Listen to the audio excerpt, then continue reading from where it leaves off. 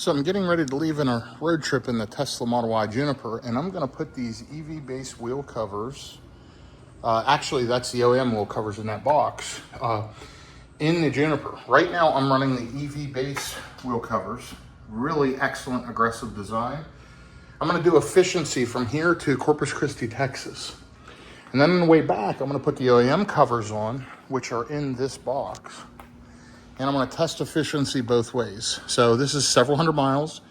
As I get in the car and have an update, I'll keep you posted. I did tell the vehicle to charge to 100% just a little bit ago, and I think it's about 99. So unfortunately, I'm going to have to unplug without it top pack balancing, which I don't like, but I've got to get on the road, and I just found out I've got to go. So I'll be on the road in the car in a minute, so you can follow along. We're going to do efficiency testing. We're going to do FSD the whole way. This is about a 6.5 hour trip down and 6.5 back. I'm going down today, coming back tomorrow. So I will be back with you here shortly. So yeah, this is unfortunate. This isn't great to, 327 is when it's completely to 100%. That is the EPA rated range. I'm at 326. I'm sitting at 99%. Unfortunately, I have to unplug and get going, because I've got a long travel day ahead of me.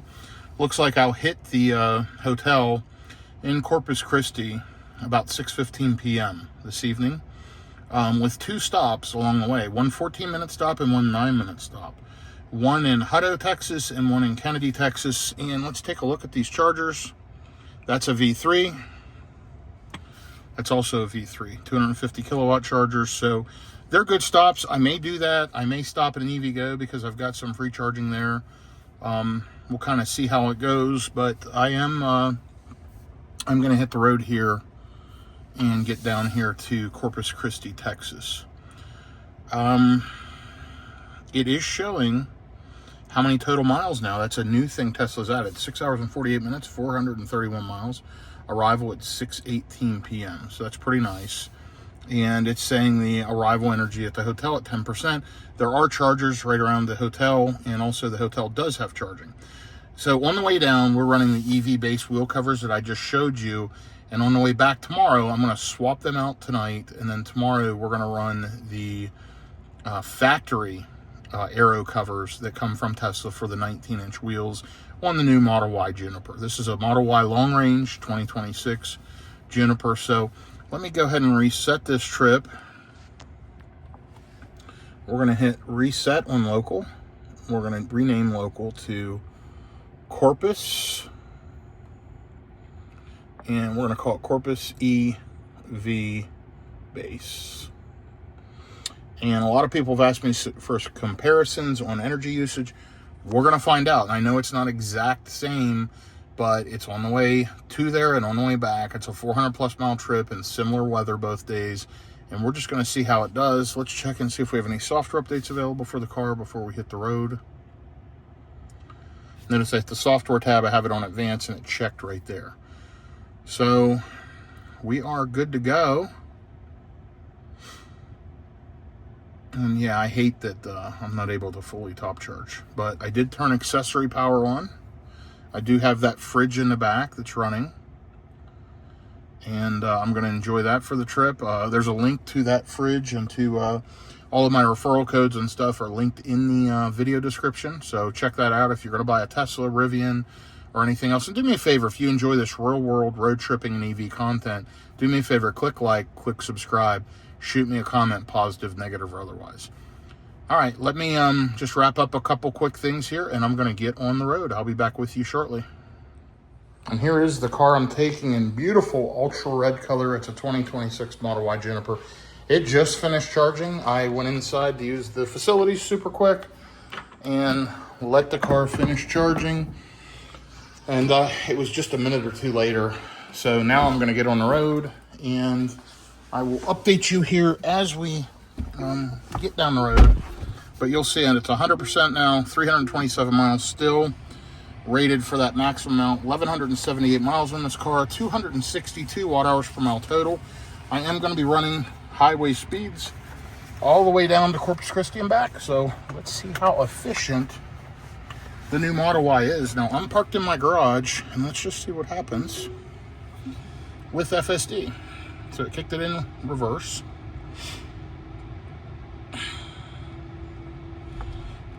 Now it's backing out of my garage. My mirrors are folded in. It knows to fold them when we pull in. I'm going to click close on the garage door.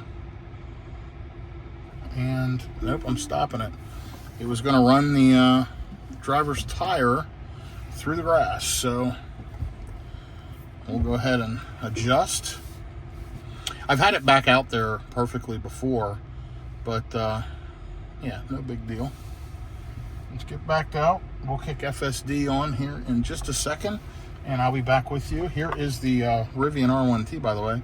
Check out this. Now all I got to do is touch the pedal, and I'm in drive. I didn't do anything. It has auto shift turned on. There's the really cool Rivian, and I am on the road. So there, my mirrors just folded out. Getting ready to head out. First stop, Hutto, Texas, in 204 miles. And it's showing I'll arrive there with 11%. So I'm going to play with that a little bit, take a look at some EV Ghost chargers, and I'll be back with you here momentarily. So here I am starting out. I've been running FSD pretty much since I got out of the driveway, and after that last video clip, I did look at EVgo stations. There simply aren't any on this optimized route. I'm taking some toll roads and avoiding traffic around Austin, avoiding traffic around San Antonio, and taking some high-speed tollway bypass roads. And Tesla has the perfect infrastructure. So at least for this leg going down, my first planned stop is going to be Hutto. It's showing I'm going to hit there with 11%. Efficiency is not great starting out. Of course, it's cooling the car down. It's got accessory power on. It's cooling the fridge down in the back. I've got the fridge loaded with some sodas, some mineral water, some cold bottles of water, and yeah, just nice to test this fridge out. Nice to test out these wheel covers. So those are the two items I'm going to be testing this trip. Again, there's a link to the refrigerator. There's a link to the wheel covers. EV Base has some amazing products. Test Launch has a great fridge product, and there's another one available as well. Again, all of those vendors are linked in the description of my videos. So I believe it may be Test Studio is the other one that has the awesome fridge. The one that I have in the car now is the 16L, more capacity, and I've got it loaded up with cold refreshments. Actually, some of them came right out of the pantry, and it'll cool them down until I get there. So that's really nice. And what I did is I clicked the battery icon and I just said keep accessory power on, so it keeps my fridge running properly. Let me put that back on miles. Anyway, again, not good efficiency starting out. It's 90 degrees out, so it's really hot. I had to cool the car down, cool me down, cool the fridge down. But as we get out here on Interstate 35W south, that'll improve. We're at 346 watt hours per mile. We're only 5 miles into the trip, 8 minutes, but that will get better here as we go. If you enjoy this real world EV charging content, road trips, etc., do me a favor, click like, click subscribe, shoot me a comment, positive, negative, or otherwise. I do enjoy all feedback. And loving the Model Y Juniper, fantastic road tripping car.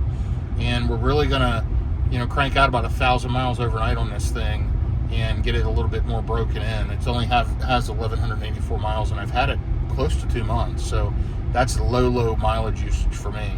So we're gonna pile some miles on it. I do have a road trip later this week. I'll probably take the Cybertruck. I've got to go to Tulsa, Oklahoma from the Dallas-Fort Worth area. That'll be another 700-800 mile round trip road trip. I've got somebody going with me. I don't know how much video I'll be able to do on that one, but I think I'm going to take the Cybertruck just for space and comfort. So anyway, good stuff. I'm excited about this, and really anxious to see what the efficiency is on these wheel covers. We're going to capture it today all the way down, and then we'll see what it does tonight. Or as I change it out tonight, we'll see what it does tomorrow with the factory wheel covers. I expect to see a little bit of improved efficiency with the factory range aero covers versus the EV base covers. I think the EV base covers look way better, and I'll show you those at a charging stop. But I do think that the aero covers from Tesla probably provide a little bit better range. My guess is maybe 1 to 2% overall, but on a long distance highway trip at high speeds, I might see 3 or 4%. So that'll be interesting to see, and we'll know by the consumption. There we go. We got a train crossing. Great timing. I get to sit and wait on a train. But that's what happens when you leave late for a road trip. So I'm leaving late. I had meetings all morning, and it is what it is. But we'll be cruising here shortly. I'll be back with you. By the way, while I'm sitting here, I was thinking about it. I misspoke. The refrigerator I'm running right now is by Tilliard, T-L-Y-A-R-D. It's the 16L. It's fantastic, and they've done a nice job on the stuff they've sent me for testing. I'll show you that refrigerator later as I'm road tripping, but I've gotten it set up fully in the vehicle. I really like it. It fits pretty well in the Juniper. It also, I tested it in the fitment of a 2023 Model Y long range. It fits that too, so it fits both vehicles. I like it. You'll see it sticks out a little bit, so they can probably redesign it slightly for the Juniper, but making it universal, it does fit both cars just fine, and it sticks out about the same on both cars, so that's just the design. But it fits a ton of stuff for just a little fridge. It fits in the back side compartment of the car. I'll show you that here in a little bit, like I said, but it's Tilliard, T-L-Y-A-R-D. Pretty nice product. Okay, so here's a trip update. I'm on the expressway riding down through the north side of Fort Worth right now, and not great efficiency here starting out, but I have been in the car 34 minutes, only 24 miles. I sat there for maybe 10 minutes for that train, between 5 and 10 minutes for sure, and yeah, that put me a little behind, but that is what it is. It happened for a reason, no big deal. It's 91 degrees out, so it's gonna really be burning up energy with the HVAC system to supply AC. But the car is smooth, it's quiet, it's comfortable. I'm really enjoying the drive so far.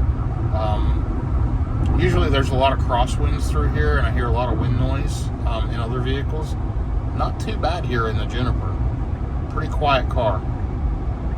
Anyway, we're running around 326 watt hours per mile, so again, not wonderful efficiency. We'll see how much of that has to do with these wheel covers once we get a few hundred miles on. Lifetime on the car was around 262, I think, when I started out. So let's see how it does, and we'll swap them out tonight. Now, if the Tesla really does provide a lot of better range, they'll stay on, even though they creak and make some noise. And maybe Tesla will offer an improved version of those that don't creak as much. But if you don't know about that, check my previous videos. I've replaced those wheel covers with these EV base covers that I love. I love the look of them. I think they look wonderful. And I'll show you them here at the first charging stop at Hutto. And then I'll probably show you tonight as I'm swapping them out. But this is the first part of my trip, headed down to Corpus Christi, Texas. I'm going to be staying at the True by Hilton, Corpus Christi, tonight. And then taking off in the morning for meetings, and then back up to the Dallas-Fort Worth area. But yeah, we're just cruising along on FSD. Full self-driving is doing its job. I'm here riding along and enjoying this this new Tesla and this wonderful software. It is really, really good now, folks. So anyway, 12 p.m. Should hit the charger here in about 2.5 hours. No big deal. That means my first leg's about a 3-hour leg. It's showing I'm going to arrive there with 11% on the battery. Let's see how it does. I'll be back with you shortly. Okay, so I've passed through the main part of Fort Worth. Still going through Fort Worth in general. It merged out of the express lane into the regular divided highway. This is an 8-lane divided highway, and FSD's been driving the entire way.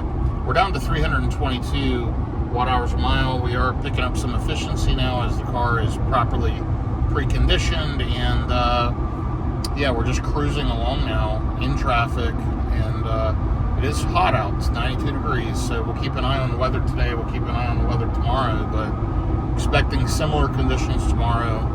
Either way, I'm going to swap out and try to get a feel for the wheel cover difference today versus tomorrow, and we'll see how it goes. But so far, smooth drive. Been driving 43 minutes. Just wanted to give you an update. 37 miles in. So picking up speed here as we flow through Fort Worth. Looking forward to getting on the south side of Fort Worth and out of all this traffic and just riding down the open highway. It'll be thick with traffic the entire way down to Corpus Christi, but there are some stretches that aren't as congested as this, so we'll be back with you momentarily. And by the way, Mazda makes an incredible red color. I do love the ultra red on the Tesla, but look at that brilliant red on that Mazda CX-50. I think Mazda has one of the most spectacular red colors of any car manufacturer out there. If you haven't seen it, check it out. It's so rich, so many different color depths to it. I think it's really a great color. Anyway, I think the same thing about the ultra red. I think it's a spectacular color, way better than the previous red color. Anyway, still showing around the 10% mark upon arrival. 2 hours and 21 minutes, 166 miles away. I have not eaten anything yet today, so I'll probably try to grab some lunch at that stop, and I may be there longer than the 14 minutes that the car is recommending. We'll see how that goes, but just riding along. You'll notice it's made a move to go around those slower cars that were in the left lane. I'm guessing it's going to switch back to the left lane, and it is. So, great job with that Tesla. But anyway, this guy's got a strap hanging out the back of his pickup truck. Not great. Welcome to Fort Worth. Passing just through the south side of town now. Take a look at all these overpasses. It's crazy, isn't it?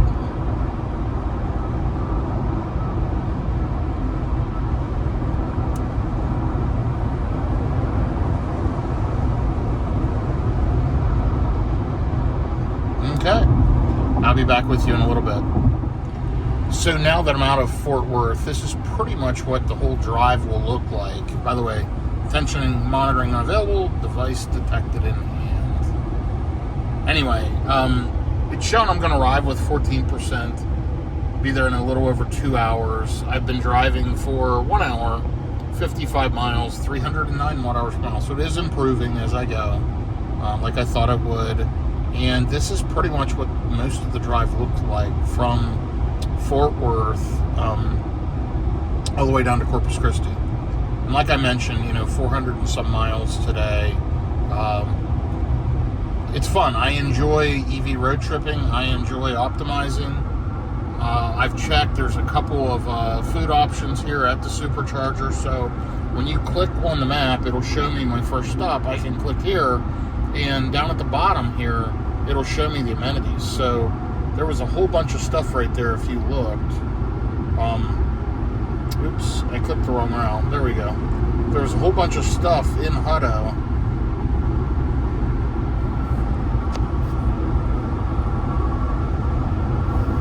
Let's take a look.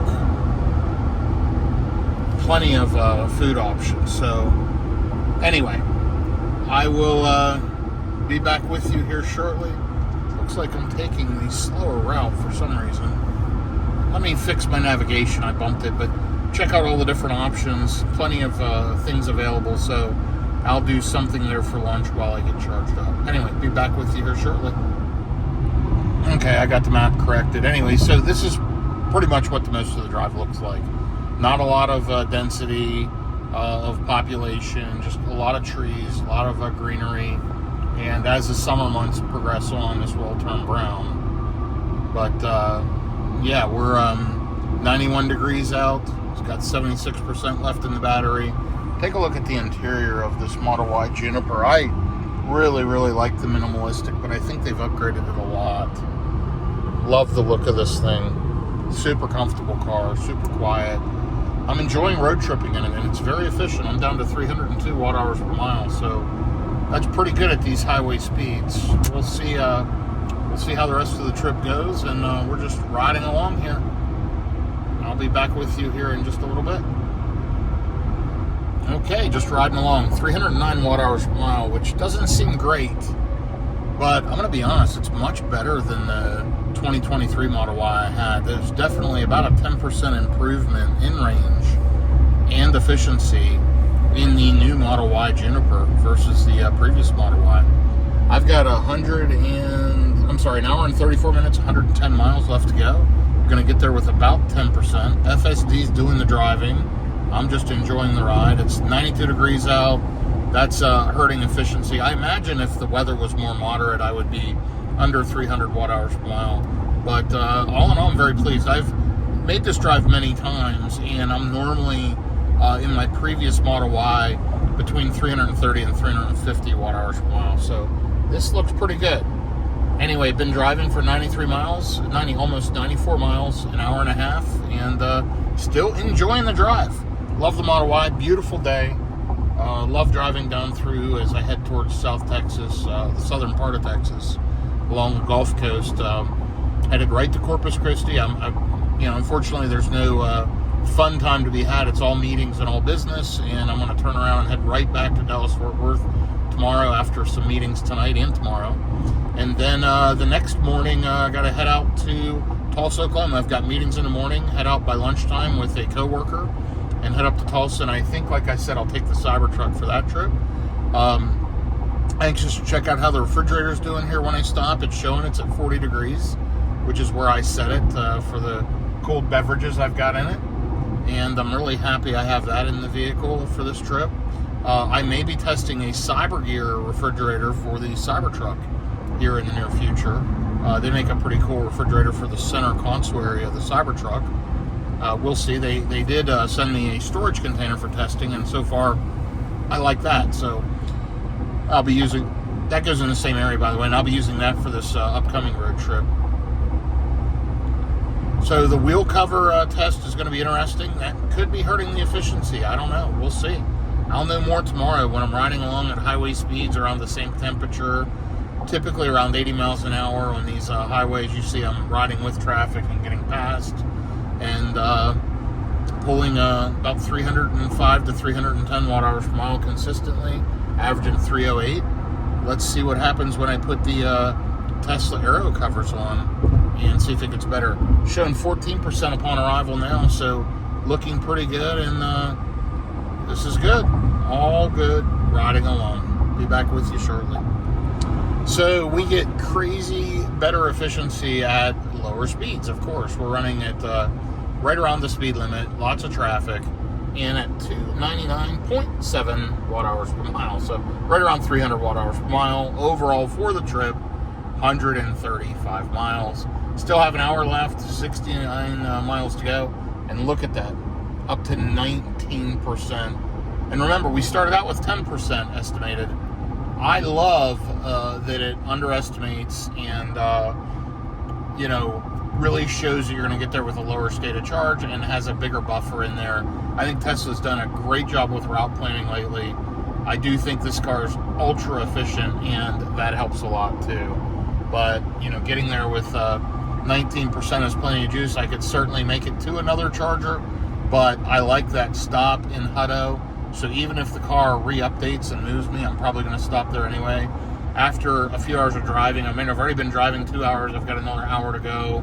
That's 3 hours of driving. I need to get out, stretch my legs, use a facility, grab a bite to eat, and I'll probably be there longer than it estimates, and I'm sure the estimate's less now. Yeah, so it's showing 2 charging stops, 11 minutes and 8 minutes. So people talk to me about how long do I sit at a charger. In a Model Y, these more efficient, newer Model Ys, it's about 12 minutes a stop lately is what I've been experiencing. And, there, it just updated. It's showing 10 minutes now for that stop. But either way, absolutely incredible. Love it. Showing I'm going to get to my destination around 6:30 p.m. We'll see how it goes. Again, I'll probably take longer at that stop. And my guess is if I take longer at that stop, I can probably make it to the hotel without stopping again. But I'll probably stop again, stretch my legs, use the restroom, etc. So let's see how it goes. We'll make the best of it here.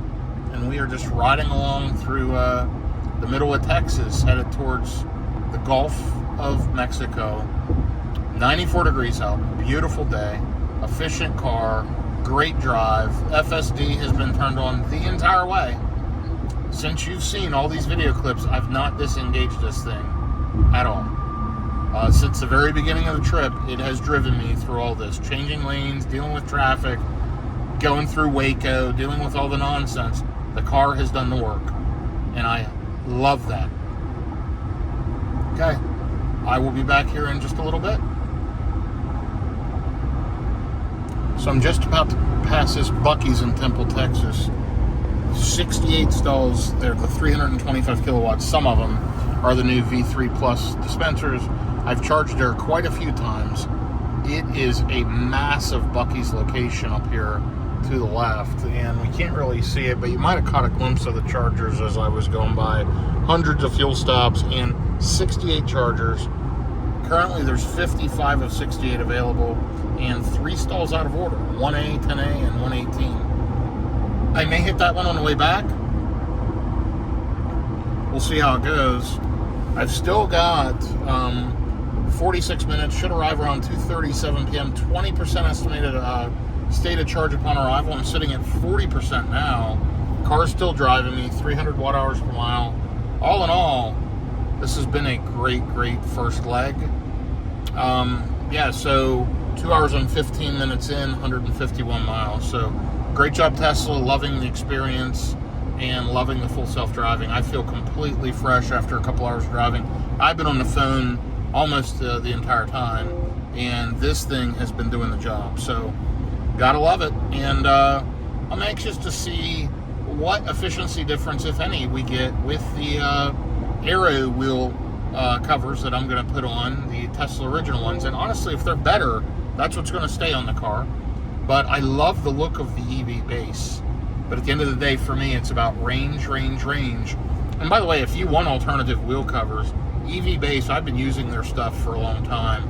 I think they do a great job. And their discount code is in the description of my videos. Those folks are, I think, good with overall good products. So I'll be testing more of their stuff here in the future. But either way, even prior to testing it, I was buying their stuff for the last several years. Now I'm testing some of it for them, and that helps. But anyhow, be back with you here as I get to the charger in Hutto. It's at a HEB, Home Everyday brand, grocery store, I believe, gas station, grocery store, whatever. And it looks like there's plenty of amenities around. We're going to check that out when we get there. And I'm just happy to be riding along and this wonderful drive in this Model Y Juniper. Wow, what a day. Really feel good road tripping like this. Honestly, I've been on the phone, but when I'm not, it helps me decompress. It is therapeutic for me driving, and I really enjoy it. And anyway, I'll be back with you here in just a little bit. So in about 22 miles, we're going to jump on 130 South, which is kind of like an expressway, tollway, whatever, that avoids all of the traffic around Austin and those surrounding areas, which is fantastic. And we're going to jump on that. That is a high-speed road. If I recall, it's an 85 or 90 mile an hour speed limit. So we'll see what happens to efficiency. That's a big part of the reason I wanted to test the Aero covers on this trip, because that leg running at those high speeds will really test Aero on a vehicle. So I'm 300 watt hours per mile again, 18% estimated upon arrival, 32 minutes away, been driving 2 hours and 26 minutes, 94 degrees, perfectly cool in the cabin. I do have a ceramic tint on the all 4 side windows, and then the roof has the silver tint in from Tesla. It has a silver metallic in the new Model Y. By the way, tire pressures were set around 42 cold. Of course, it's very hot out, so showing around 46, 47 across the 4 tires. 1 pound variance isn't a big deal, but they're pretty well set. And yeah, I like to be a little bit over anyway, because you do get better tire life and better efficiencies if the tires are a couple of pounds over the recommendation. So I like to set them cold around 44 to 45, and so this is just fine. Anyway, yeah, good trip so far. Still riding along. You'll see FSD is doing its job. It just switched lanes to get around a few vehicles, and it's what I expect it to do. Either way, though, I don't have to worry about this traffic because the car's taking care of it for me. So I'll be back with you again as we get to the charger here. And it's fluctuating between 16 and 20% consistently here as I go this last 35 miles. It's all speed dependent at this point. When I'm riding along here at 70 to 75, it's pushing up to 19-20%. When I'm going faster, it's dropping down as low as 16%. But all in all, still way better than what it originally estimated when I left here around noon. So, okay. There's a plug-in hybrid Rally Sport Mitsubishi Outlander PHEV. Really interesting. Don't know that I've ever seen that vehicle before. It's actually pretty sharp looking. I like the color scheme on that. I think they've done a nice job.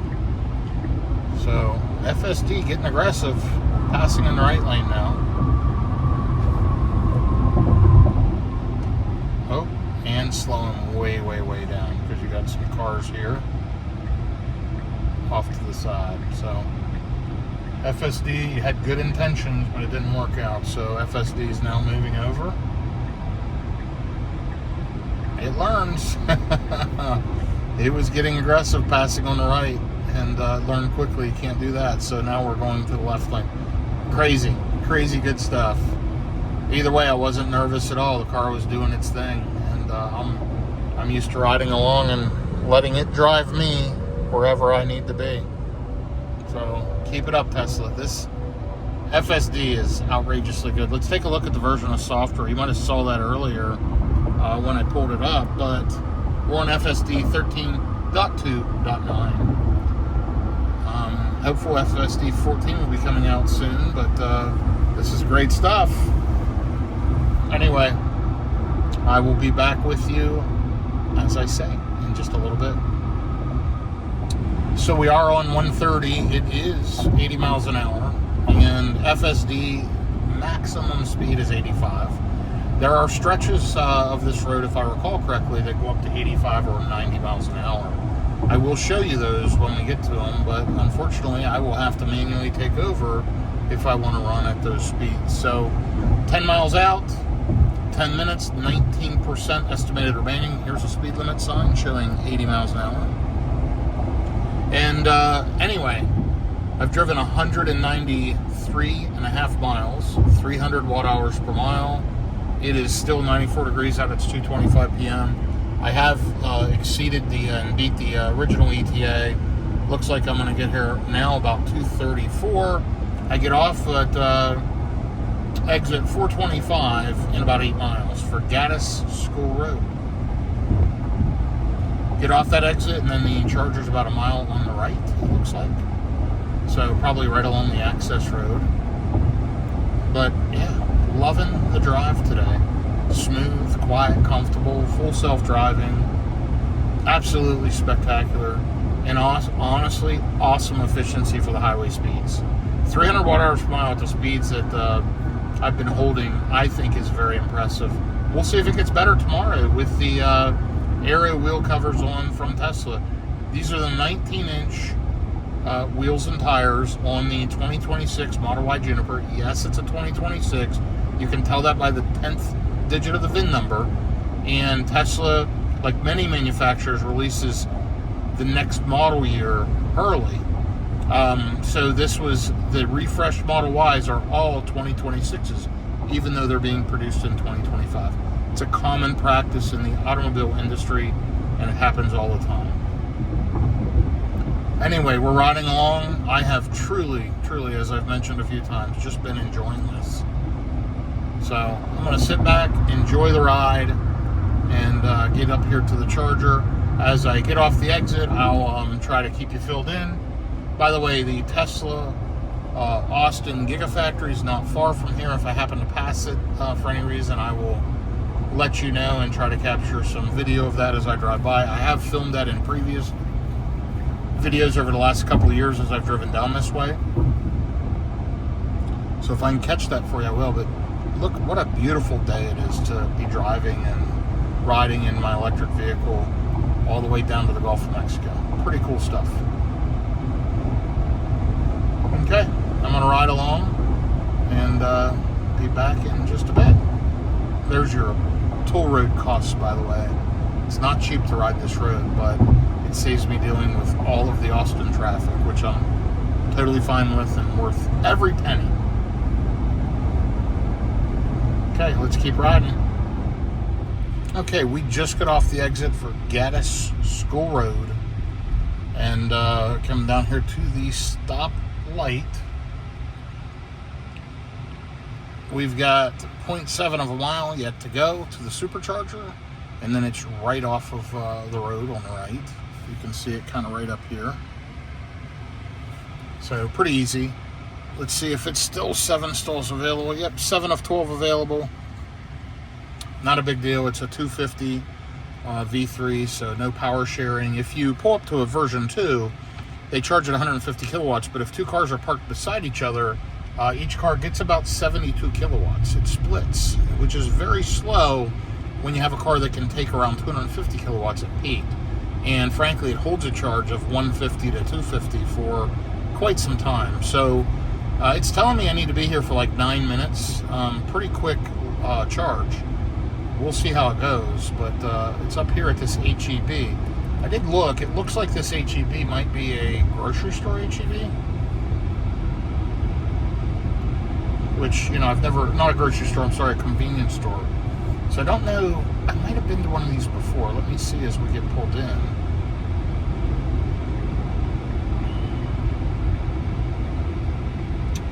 I don't know that I've been to one of these, so I'm going to check this out. Let me go ahead and take over. Of course, FSD could drive me in, but I'm going to go ahead and manually drive myself in here. And we got a taco shop over there. We've got several Teslas charging.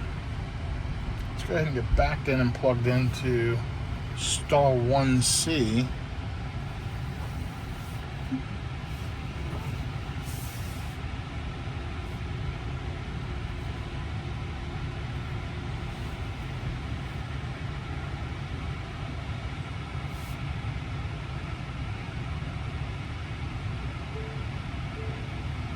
Used to backing the Cybertruck up, being a little more cautious. Let's see what this looks like here, and what kind of speeds we get. Sentry mode unavailable because I'm below 20%. So there is a taco place and a Whataburger attached here to this HEB. So this is a perfect stop. There's also some restaurants back along there as well. So let me get plugged in.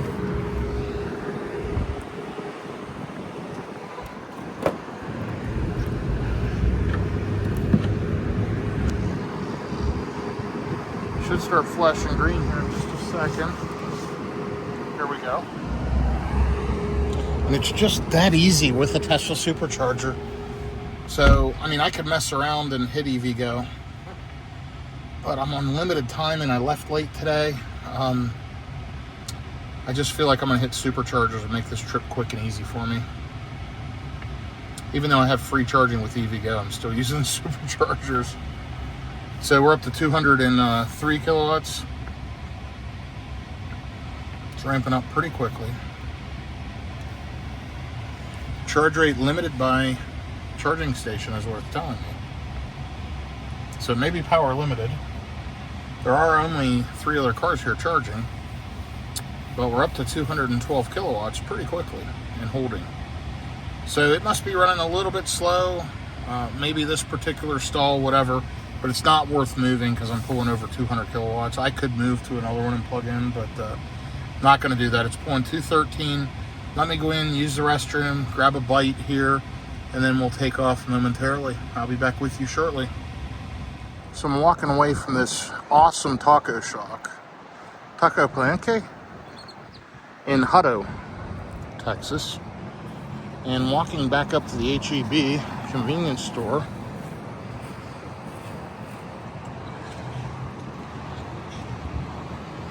So I've been here approximately 30 minutes because I had to grab lunch. And it took, I don't know, 5 minutes for them to make it and probably 20 minutes for me to eat. But I decided to go there instead of Whataburger because frankly it was much better. Very, very good. Excuse me. There's the Model Y Juniper, and you'll see the EV-based wheel covers right there on the car. So let me know what you think of those. I think they look great. But we're going to swap those out tomorrow and see what kind of efficiency we get. And let's see how it does. Anyway, only one car here charging. Let me get unplugged and get going. I'll be back with you shortly. So I have been here 35 minutes, and in that time, it's charged up to 90%. Way overcharged. I'm not going to need to stop in Kennedy, but we're going to get on the road and see what happens. It's still charging at 41 kilowatts, and it probably says it's slowing down because the battery's almost full. Did not mean to charge it deep, but I had to eat. Here's a Cybertruck getting ready to plug in. Let's check out this Tilliard refrigerator as I stick this soda back in the car. I don't need it because the restaurant had soft drinks, and guess what they had? This thing's amazing. Tilliard, great job. Still sitting at 41 degrees. It's absolutely perfect. They had horchata, and I love some good horchata. Filled the cup with ice because it's a pretty sugary drink. And anyway, after a delicious lunch of some street tacos and some very spicy roasted salsa, I think horchata will hit the spot. So let me go ahead and unplug. You see, if I sit here 20 more minutes, the car's completely full in less than an hour. So super quick charge. Let's take a look. I was just looking what I got to do to get out of here. Okay, that all makes sense. And jumping back on the highway. Okay, let's get unplugged.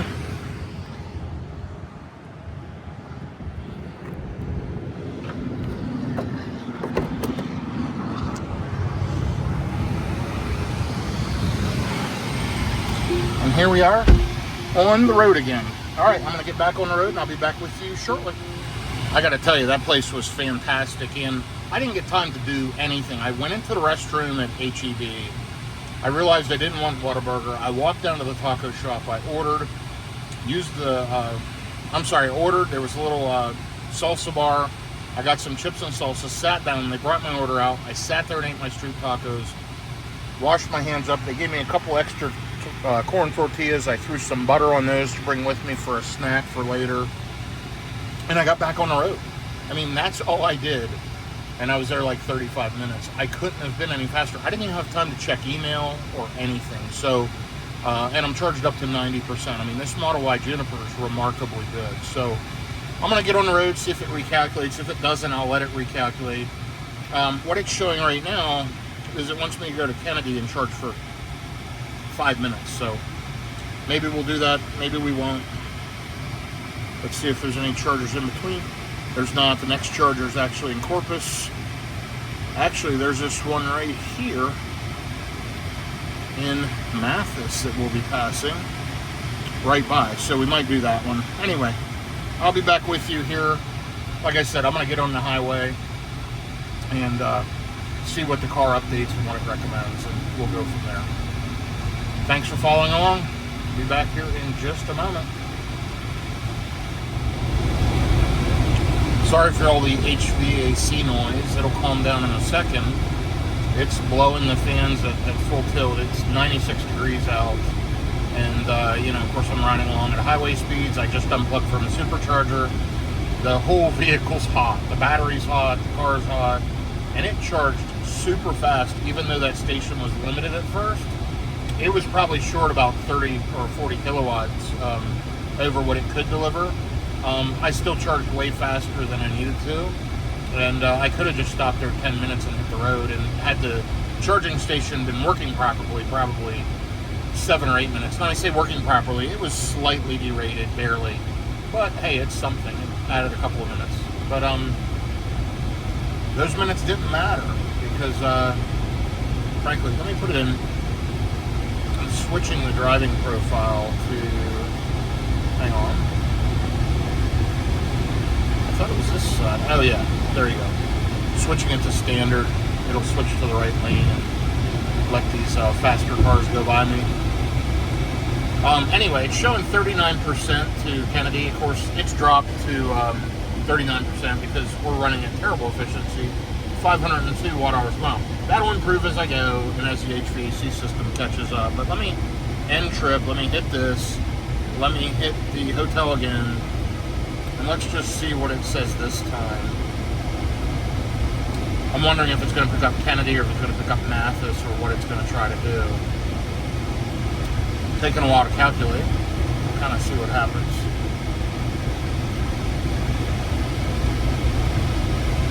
So it's saying to go right there, stay below 75, to reach destination above 39%, but it's sending me to the hotel to arrive at 4%. So let's take a look at the route, and we'll see if it's still running the same route. You know what? We're going to add Kennedy in, because frankly, I think that it's going to be quicker overall. So it shows I'm going to get there at 7 p.m. Another 3.5 hours. But I think it might be quicker overall running that route. Alright, well I'm going to play with this, take a look at it, and see what makes the most sense. But I think I may still stop at Kennedy. Let me look again. I could just hit Mathis and then it can go whichever way is optimal. Let me add Mathis in.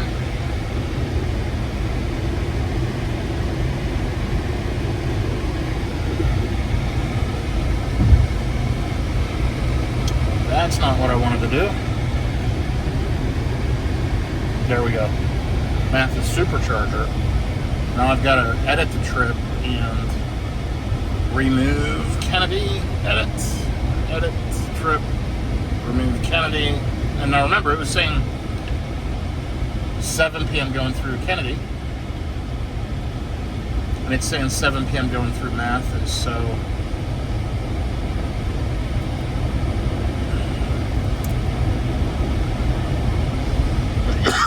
excuse me, allergies. I feel like it makes the most sense to go to Mathis and arrive with 22% and just do a quick pop-up and then head to the hotel. I'm going to arrive there, at the same time, and it wants me to charge over for 15 minutes to get to the hotel with 50%. I wouldn't even have to charge that long, but that way, in case the hotel chargers aren't working, I don't have to go and supercharge at Corpus. I think that's what I'm going to do. It's driving me through Kennedy if I decide I want to stop there early. Next stop then is 2 hours and 45 minutes, 170 miles. And I'm still going to get there with an incredible amount of efficiency left, or incredible amount of battery left. So let's see how it goes. We're just riding along and enjoying ourselves here in the Tesla.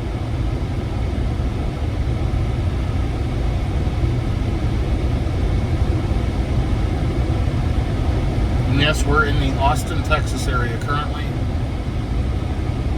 traveling down along.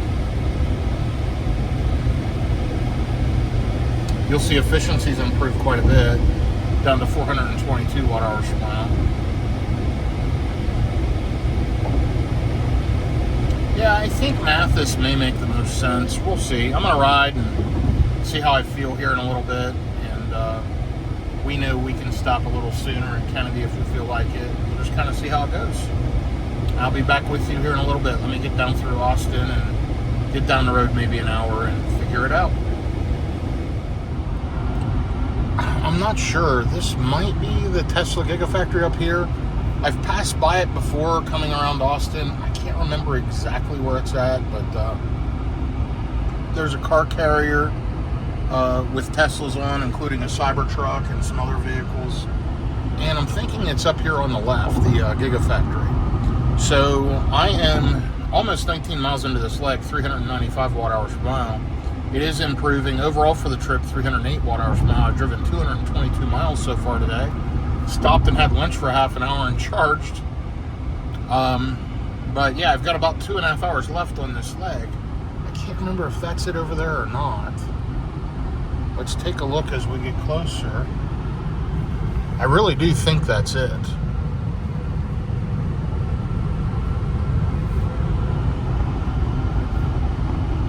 I remember it kind of looking like this. It had all the power station. Yep, this is it, Tesla Road.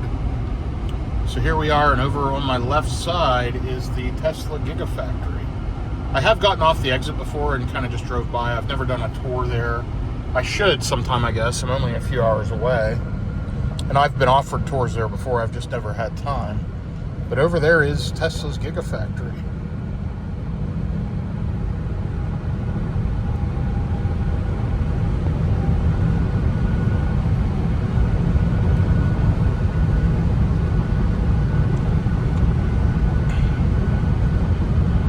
A lot of vehicles being made over there.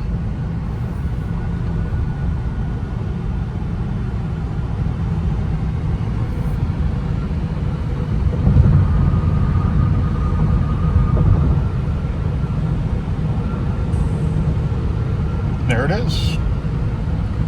There is the beast.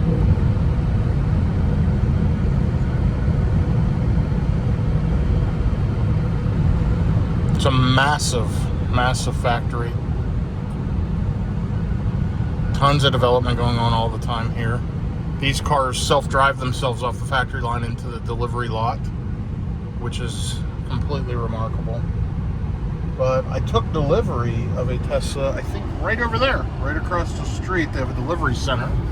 And I took delivery of my previous 2023 Model Y. It looks like they're redoing the front entrance. Wow, there we go. Anyway, that was the Tesla Gigafactory in Austin, Texas. You saw just how big that building was the whole way down along. I wanted to catch that for you. And just a massive facility. Meanwhile, we're riding along, looking forward to getting to the next stop. Planning on Mathis at this point, but you never know, we may stop early. But yeah, the Tesla Delivery Center, I had taken an inventory car, got a little bit of a discount on it. It was the 2023 Model Y that I posted a video of the other day. That's my daughter's car. And by the way, if you need a referral link, I mentioned it earlier, but I have a Tesla referral link in my comments. It's actually my daughter's referral link currently. Mine is all used up for the year. I wanted to use hers. She's road tripping with me in a couple of weeks, and we're going from Dallas, Texas to Roanoke, Virginia. And we're going to be doing charging range and efficiency tests on the Model Y Juniper versus her Tesla Model Y 2023 long range.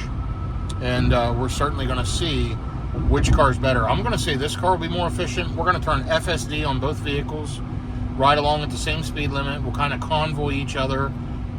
We'll take turns who's following who for a while. And yeah, it's going to be really, really fun and interesting, I think. But that last charging stop was a paid session. So to charge from, you saw what state of charge I pulled in with, up to almost 90% cost me $20.06. Very inexpensive supercharging, because this Model Y is so efficient. Now, if I was in the Cybertruck, that would have been probably about $35, because it's just not anywhere near as efficient. It uses up way more juice. But don't get me wrong, I'm going to be taking the Cybertruck this week on a trip to Tulsa, but I'll probably use a lot of EVgo charging in that thing. And you could say, why not just use EVgo charging on this trip and save the money? I just don't have time to deal with it. I would have had to plan differently. I knew the Tesla stop had amenities. I know that it's instant plug and charge, and granted, I have plug and charge at EVgo. It's just not route optimized. I would not have been able to take this toll road and avoid Austin, because the chargers with EVgo were right up on the west side of the toll road, and I would have had to deal with all of Austin's traffic. So also they have chargers over here in San Antonio, but none where I'm going. So in order to optimize my trip and get the maximum efficiency, I had to skip that and go ahead and pay that $20, which I'm okay with. Anyway, so far, very, very good, as I've been mentioning, and just loving the Model Y. Okay, I'll be back with you here in a little bit with an update. I just wanted to show you the Tesla Gigafactory, and efficiency's settling down now, as you can see. 372 watt-hours per mile, 25 miles, 21 minutes. Things will relax, but do remember, I'm going at highway speeds. The HVAC system's calmed down, the car's generally cooled down, the battery's fine now, and we're just rocking and rolling here, getting further down the road. I got a Cybertruck 4 cars ahead of me. I don't know if you can see that, but there's one just ahead of me up there. And yeah, loving it. Be back with you shortly. So we are now officially on an 85 mile an hour highway. The camera didn't pick up the last speed sign. So we'll see if it pops up while I'm talking to you, but it is 85 currently. That's the maximum speed with FSD, but traffic seems to be running mostly about 85. Normally when I get down through this stretch, traffic's running 90 to 95 because it is an 85 mile an hour tollway. So, anyway, I am just going to go ahead and ride along. Enjoy the drive. Let's see if a speed limit sign comes up for you.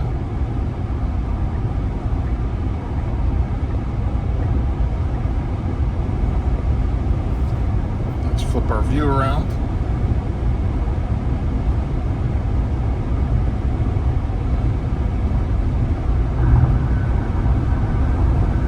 I travel a lot all over the country, and this is one of the few stretches that, you know, I see the 85 mile an hour, and I believe there might be a 90 mile an hour stretch as well.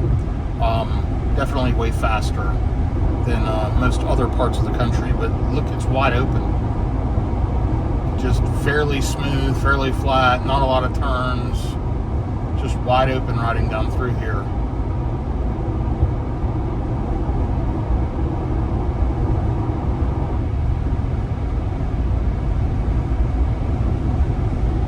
So 369 watt hours per mile. Lifetime on the vehicle, 270 watt hours per mile for the last 1,400 miles. To put that into perspective, my previous Model Y ended based on road trips down through this way all over the country at 296 watt hours per mile overall. So right now I'm about 30 watt hours per mile more efficient, or roughly 10%. And that's an unscientific study, but I drive the same way everywhere in the country. And I drive a lot of the same routes all the time, mostly highway driving, and that's what we're seeing. So, pretty interesting.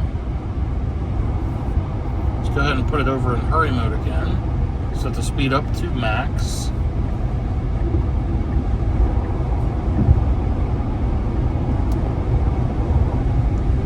And I'm going to disengage FSD, speed up just a bit because I have a car that just came up on my bumper and he's trying to push me along. So let's go ahead and get past this car, or past this truck pulling this backhoe,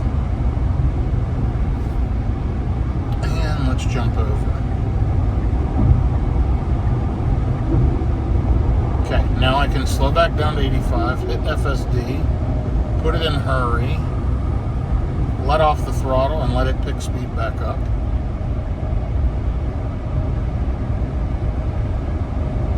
And right up here, you'll see a speed limit sign, so you know I'm telling you the truth. Take a look at this. 85 miles an hour. But yeah, you'll notice I'm riding along getting past at 83. Pretty aggressively past. So I'm going to just flip the throttle just a little bit. Oh, roll up for max speed. There you go. It was set at 83. Now it's set up to 85. So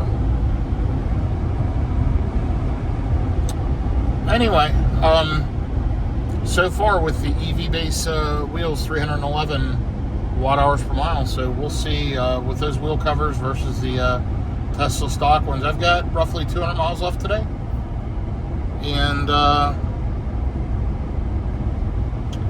there you go. Headed to South Padre Island Drive, Corpus Christi, arriving at 6:58 p.m. with 49%, assuming I stop in Mathis for 15 minutes. And you never know, I may need those 15 minutes. So let's see how it goes. We're gonna ride along and see what happens. I'm gonna be jumping off this interstate, jumping on 80, continuing to head south in just a minute. So I'm on Texas Farm to Market 183, riding back through the backcountry, through the woods, through the plains, through whatever you want to call it in Texas. It's absolutely beautiful. I love driving through here. And yeah, I've driven this route many, many times. Excuse me. This is not the high-speed route that I was on earlier, but I'm totally okay with that. I'll be able to pick up some efficiency. That'll improve your overtime. We're down to 346 watt hours per mile on this leg. And you can ask, why is it so high? Well, we were running highway speeds, but also the HVAC system was cranking. We just sat there in DC fast charged for like 35 minutes, and that heats the battery up a lot. So it's got to cool that back down. That will improve, and we're going to be riding along here for a little bit. Showing I'm going to get to Mathis with 17%, which is fine. Let me bump my speed up a little bit. I'm getting past left and right. And I did that by scrolling this right scroll wheel up and down. That will adjust the speed. And right now I have it in standard. You can put it in hurry. You can put it in chill. Standard kind of keeps you in the right lane. Hurry runs the left lane and runs fairly aggressive. I kind of flip back and forth between those two profile settings. Anyway, 255 miles so far today, 309 watt hours per mile. Pretty good for this highway trip in super warm weather, 94 degrees currently. Down here to Corpus Christi, Texas. There, the speed limit just changed to 65, and you saw that. The camera did not pick it up, but we're going to go ahead and bump up to travel with traffic. All right, I'm going to go back and make some phone calls, do a little bit of work, and I will be back with you in just a little bit. By the way, I've not been to this charger in Mathis or the one prior to that we were talking about earlier. I've been to neither of those. They're both newer because they didn't exist on my previous trips. That one in Kennedy has to be newer. The one in Mathis is definitely newer, both within the last couple of years. So I'm really glad they're along this route. That opens up options. Of course, this car is so efficient, I really wouldn't have needed either of them. I could have just charged where I was and continued on to the hotel or to the charger in Corpus. But I'm going to stop at Mathis and stretch my legs.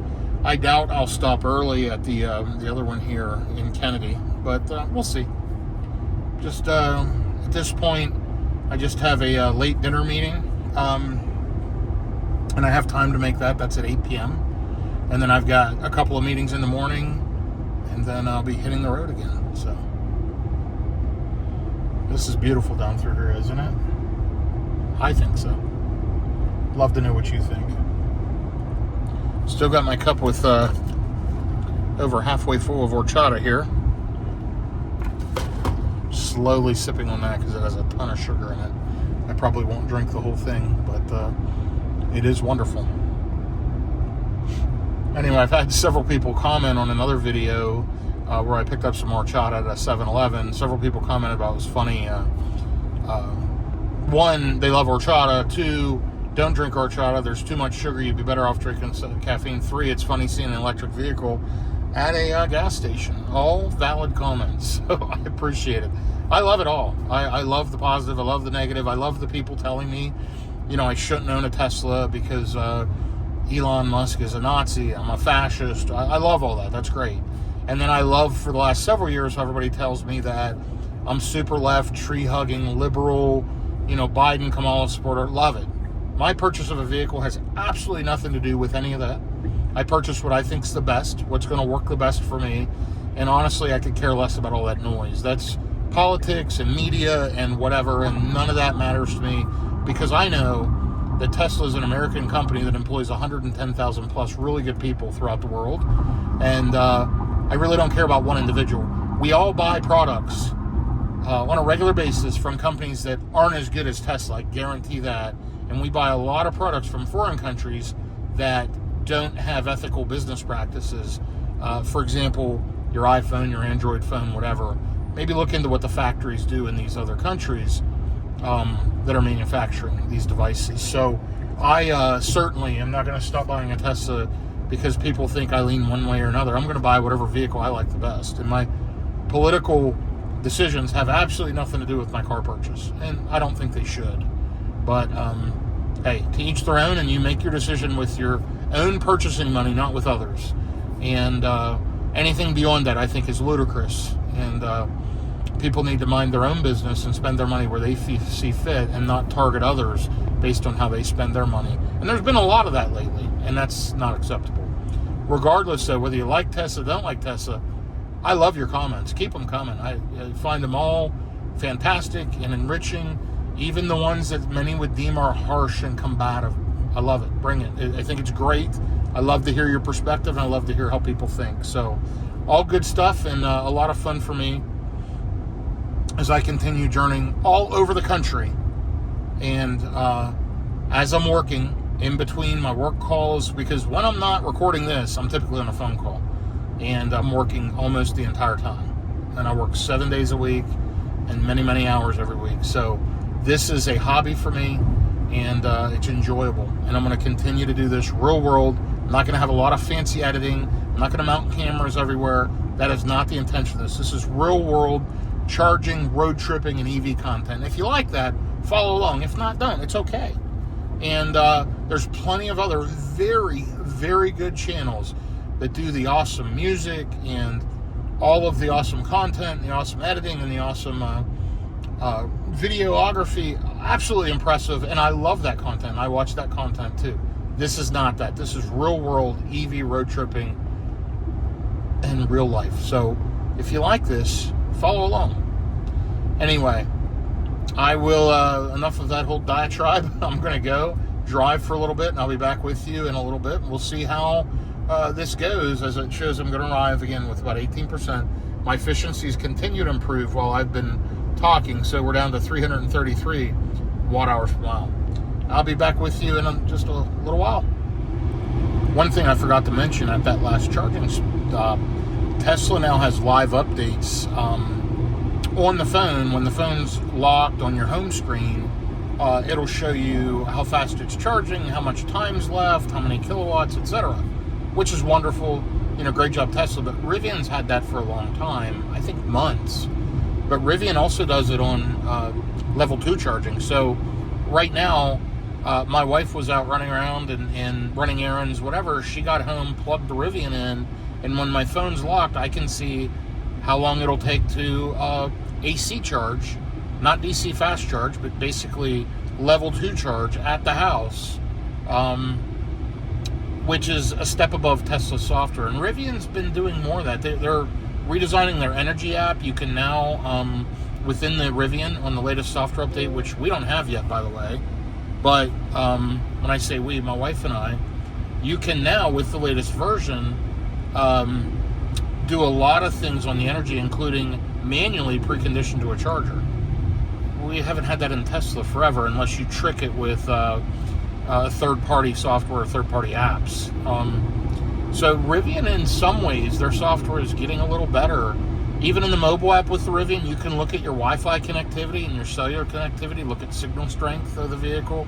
A lot of nerdy details that Tesla just doesn't have. And I don't know, Rivian's getting very, very good. But I am happy, don't get me wrong, it's nice that Tesla added that live feature, but they just need to add it to all charging, because it's just handier that way and it's better. Anyway, efficiency is improving, 316 watt hours per mile. I imagine that'll get down around 300 till we get to our destination. Got a little over 100 miles left, showing to arrive with around 20%. I'm sitting at 59% on the battery. You'll remember we charged way up at the last stop. Let me slow way down here. Sorry about that. I like how the vehicle's moved all the way over around those guys, so that's very good. But yeah, we're going through a construction zone here, and it really needed to slow down. I have it in standard, but it was still just riding too fast. Stones all over the road. I don't know if you can hear that.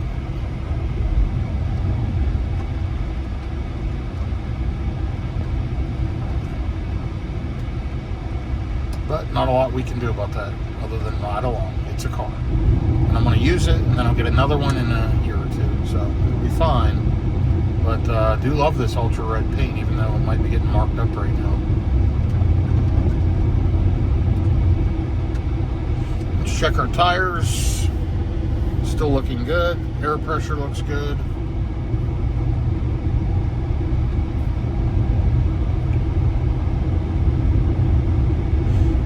So yeah, we're just riding along. We're going to boost the speed up just a little bit.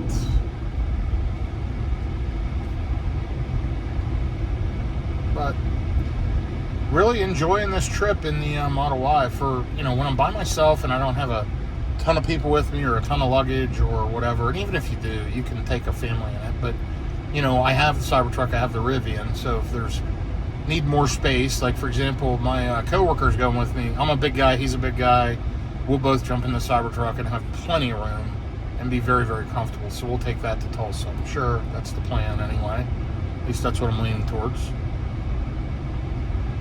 But man, is this car great. Really, really an evolution over the previous Model Y. Okay, well, I'm going to ride along again and update you here in a little bit. About an hour and a half from Mathis currently, right at 100 miles out.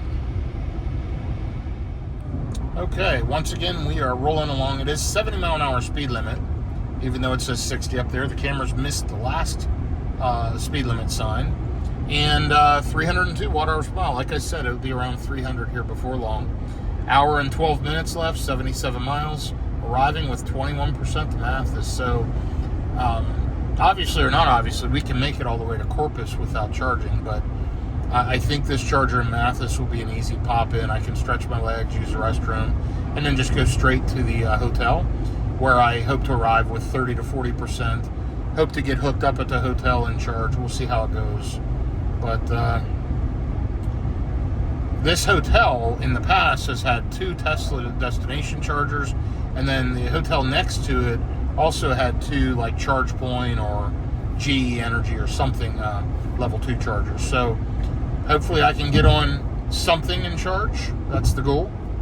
And we'll see how that goes. In the meantime, FSD has really done a great job driving me today. Really the entire way. I've been on the road for 306 miles now. And this last leg, 103 miles, an hour and 40 minutes, 303 watt-hours per mile. So it's starting to cool down a little bit, 92 degrees out. And it feels nice and cool in the cabin. You know, this metallic tinted roof, I really don't feel the heat coming through. This Texas heat is fine in here. No issue as I'm driving along. So it certainly helps that I have those side windows ceramic tinted. I get those done in the Dallas-Fort Worth area by Tint World in Grapevine, Texas. They do an amazing job for me, and I've been using them for years. Definitely recommend them. Anyway, I will be back with you again with another update in just a few minutes. Check out the fields here. I was trying to see if there's any longhorns grazing, so you could see those, but those are just regular cows. So anyway, I'll be back momentarily. Okay, we're passing through Kennedy, Texas. 299 watt-hours per mile, just like predicted. Under 300. The 12 stall, it's either 12 or 15. Let's take a look. It's here in Kennedy. 12 stall, 250 kilowatt V3 is showing right over here. This is new. Yeah, it's right there at the Burger King. That's a new installation that I've not seen there before. So I'm glad we have that. That's a great option coming up through here, but I'm still doing great. I'm sitting at 41%. It doesn't make sense to stop and charge. But I am going to stop here in Mathis, which is a smaller supercharger, 8 stalls. Showing 5 available now. As long as there's 1 or 2 stalls available when I get there, it won't matter. All stalls show active and no problem. So hopefully that won't be an issue. But I'm going to arrive there with about 20% in about 50 minutes, just under an hour. So just wanted to show you Kennedy and show you how far away that was. But all in all, we're making great progress. 328 miles in, 300 watt-hours per mile overall. Last leg, 299 watt-hours per mile. Things are looking good. Beautiful afternoon here in Texas, 5:15 p.m. You can see I've been road tripping now for about 5 hours and maybe 45 minutes. I think I left around 11:30-ish, 11:20, something like that. A little bit after 11. So this is a good, 6 to 6.5 hour trip, but then I stopped for lunch for half an hour. So that makes it 6.5 to 7 hours overall from the Dallas-Fort Worth area where I live to Corpus Christi, Texas. But less than 2 hours away now and making great progress. Let's take a look at our ETA to the final destination. 6:55 p.m. ETA. So tracking perfectly. And FSD continues to do its job. Just keep following on. You'll see, here we are on a 2-lane highway, and 70 miles an hour, only in Texas. All right, I'll be back with you here in a little bit. So we're starting to see palm trees naturally down through this area, and just past a field with a bunch of longhorns in. Sorry I missed that for you, but they were just grazing here in the grass plains in this area. So thought you may want to ride along with me for a minute. 303 watt hours per mile. Energy update. 37% left on the battery, showing arriving with 19%. FSD still doing its job, as I am just sitting here riding along as a passenger.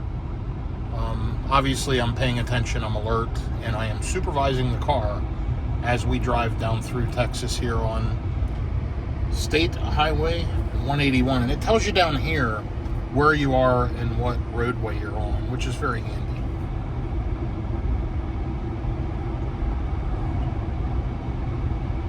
So it's funny, I've ridden down through this stretch a lot, but typically not in an EV because there's not a lot of charging infrastructure down through this stretch. So you normally have to go the longer way and not run the toll road and not run down through the country and run over through the interstates, which adds roughly about a half an hour or more with traffic, but there's tons of charging infrastructure. Now that Tesla's opened up these V3s along this corridor, this would be easy for the Rivian, easy for the Cybertruck, easy for the Model Y. And it certainly helps. So I used to bring my Model X Plaid down through here. I made this trip in it a few times. Don't have that vehicle anymore. I'm glad I got rid of it when I did.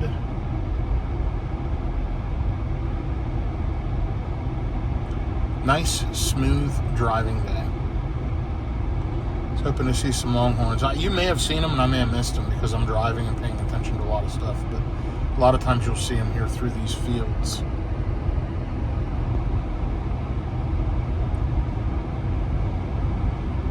There was a ranch back there we just passed a little bit ago.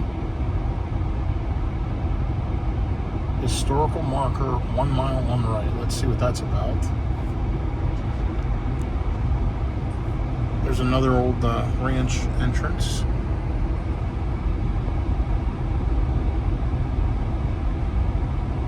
Yeah, let's check out this historical marker.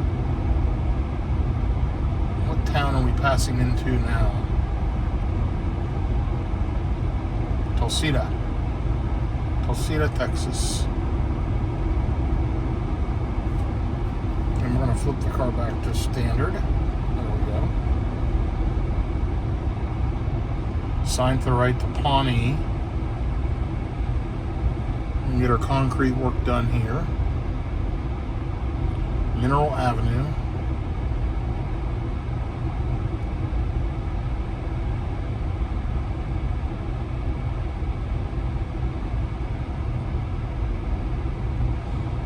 Well, that one palm tree might have been out of the ordinary. That might have been one somebody planted, but it was pretty tall and pretty spread out. So they do surive up through here.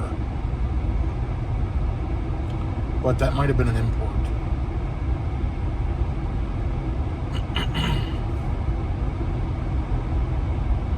Shows we got a passing lane in 2 miles to get around slower moving cars.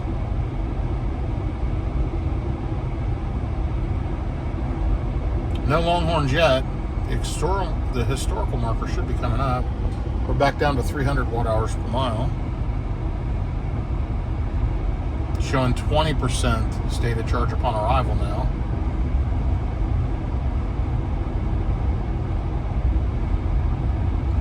And we got a truck trying to let people pass, but kicking up a lot of stones, riding in the right-hand median, whatever you call that, berm of the road.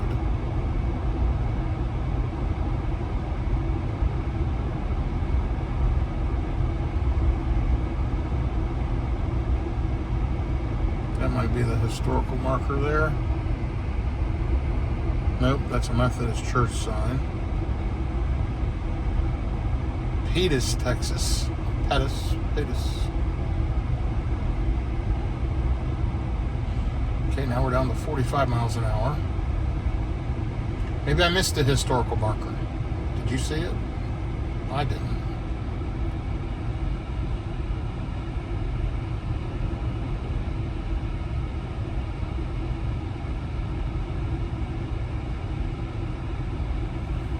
There's the community store, Dollar General. Got a little bit of everything. There's a Dairy Queen.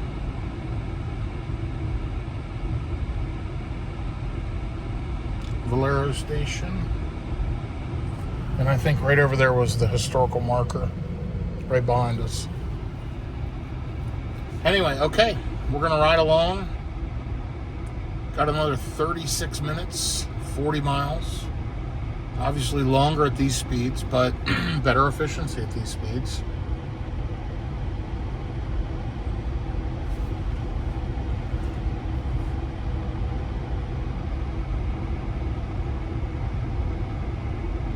Just trying to give it another minute. There's a Texas state flag hanging over here. You'll see a lot of that down this way, which is good, along with a United States flag, which is also good and healthy.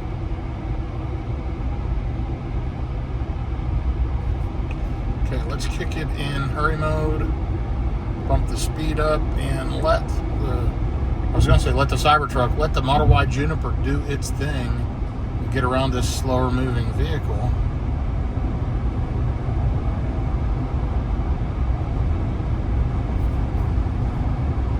Dial the speed back now, because honestly I think that's plenty. Let's kick it over a notch to standard, and let's go ahead and disengage FSD, and I'm going to drive for a minute. I haven't driven basically all day, and I'm going to go ahead and get around this Nissan Sentra.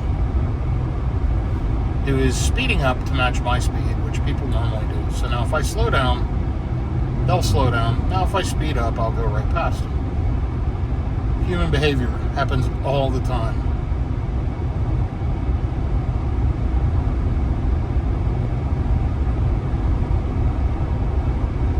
And we got a Ford Explorer up here who will probably do the same thing. Nope, they're slowing down, so they're doing good. Right lane ends, and luckily we got around some of the slower moving vehicles, and we're going to set FSD and let the car drive now. So that was fun. That was my little bit of driving for today, just getting around a couple cars.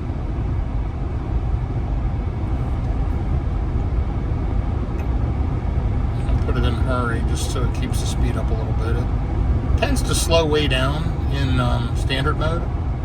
And I'm not sure why, but in hurry it seems to push up against a little bit of a tolerance above the speed limit. And keep in mind, the speedometer is fast on this car. It's not actually going the speed that it says, so that is, they're off by 1 to 2 miles an hour typically. But let's see if it adjusts here at 60 miles an hour. And there, see, it slowed right down. I could feel it slowing down. I mean, that's fantastic. So great job with that, Tesla.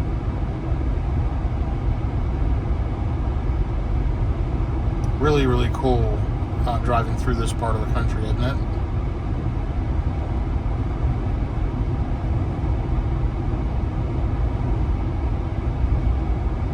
Looks like they've got some solar in their yard.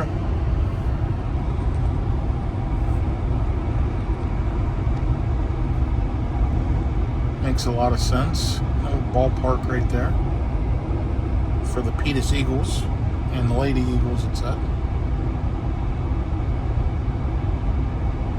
Now the speed's going to pick back up to 70. Let's see if the car re-engages up to 70. It did. So is the speed set up? It is. So it'll speed itself up. I'm going to go ahead and press the throttle just a bit to nudge it, because I do have a car behind me.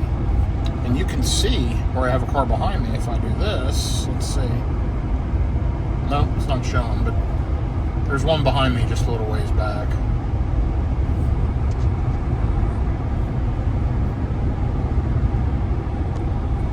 Okay, riding along, be to the stop here momentarily. I'll update you as we're getting to the charger. It's not popped up preconditioning that I saw at all today. It's possible, I just didn't see it. So the battery's been riding around along at the right temperature for fast charging. We'll see if it attempts to either cool it down or heat it up as we head into this charger here in Mathis, Texas. Let's see how many stalls are open. It's still showing. Let's take a look and click it. It's showing 6 of 8. So that's good. Okay, I'll be back with you here in just a bit. Okay, about to roll into Mathis. Now, Mathis is a newer charger. I do think it might have been there the last trip I made down here 6 or so months ago. And I'm not sure about the time before that, but I do remember maybe seeing this one. But the other one, Kennedy, that's newer for sure. Because I've driven that route a lot and that didn't exist. So I'm really glad that both of these are here. Anyway, looks like right as I'm jumping on 37 here at this intersection, it looks like the charger will be right there on the right. I have no idea of the location. I hope there's restrooms and somewhere I can stretch my legs. It's showing I need a 5-minute charge to arrive at the hotel with 23%. So I'll probably be there longer than that until I walk to the restroom, check my email, whatever. I imagine I'll be here about 10 minutes and then I'm going to take off. Right now it is showing that I will hit the hotel at 6:42 p.m. It's not that far from this charger to the hotel. So I just need a quick splash and dash, which is what I intend to do. And you'll see right up here on the map, all I've got to do, 303 watt-hours per mile for this last leg, 301.6 overall. It's important that we keep an eye on that because we're doing this efficiency test with these wheel covers while I'm road tripping. You know, on a fairly long road trip, I'm already 381 miles into this thing. So this is a 400-plus mile range test with wheel covers by EV Base. So I'm anxious to see the results tomorrow as I head in the opposite direction. And, you know, the good news is the weather's warm. I'm expecting similar weather tomorrow. No major wind today or tomorrow overall and predicted. And if that's the case, this will give me a good measure on the difference. And I do expect the Tesla wheel covers to be more efficient because they have more of an aero design. These EV base ones do look way better. So it looks like we've got an Exxon Circle K on that side, an Exxon on this side of the road. And it does look like the chargers are over here. I'm shutting FSD off because I'm trying to figure out here what I'm doing. Oh, I see the chargers back there on the right. We're turning FSD back on. I don't know why I did that. It's better than I am at this kind of stuff. So there's a Cybertruck just getting off the exit ramp, probably headed into the charger as well. Looks like we've got a Model 3 charging. Just getting ready to plug in. Actually, he's been plugged in. Unplugging. And then we're going to go ahead and back in and get plugged in right by the trash can, which is perfect.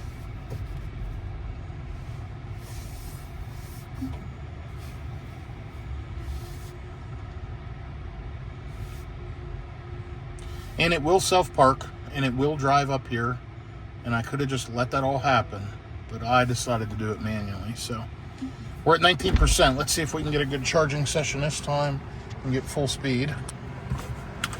Okay, give me 1 second.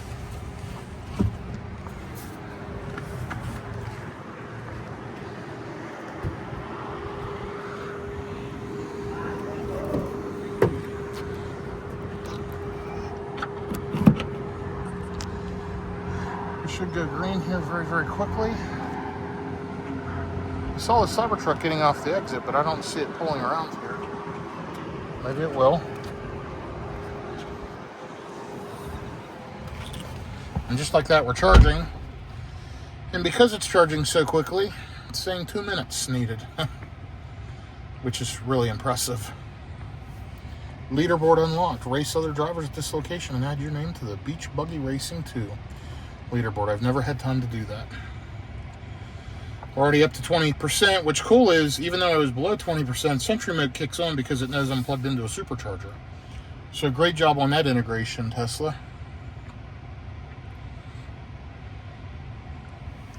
And let's take a look at the speed.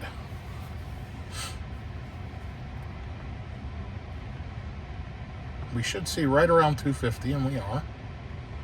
We're at 21%. Right there, we just hit 250, 251, 252, 253,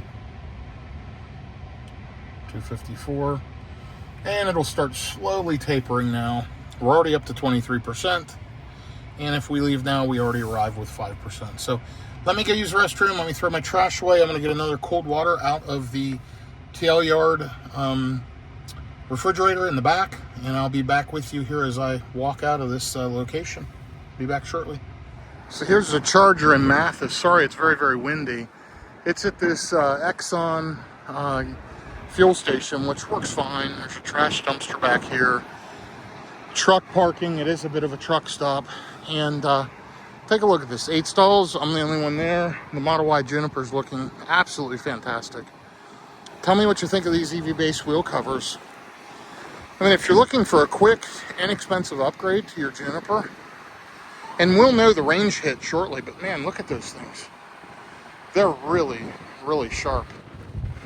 I think they look spectacular. Anyway, let's go ahead and pop the trunk here.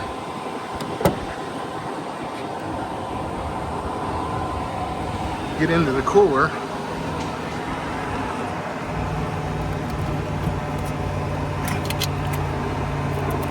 Look at that.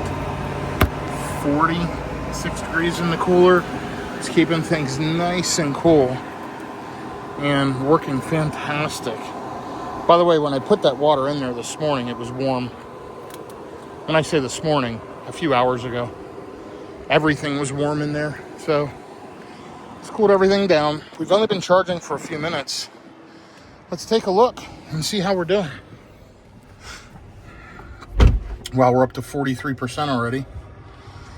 And we will arrive with 26% on the battery. So guess what? I'm good to go. Still charging at 133 kilowatts. No need to sit here. Let's get unplugged. Get on the road. I'm just figuring out the best way to get back on the highway. Looks like it's right over that way. Okay, let's get unplugged and let's get on the road.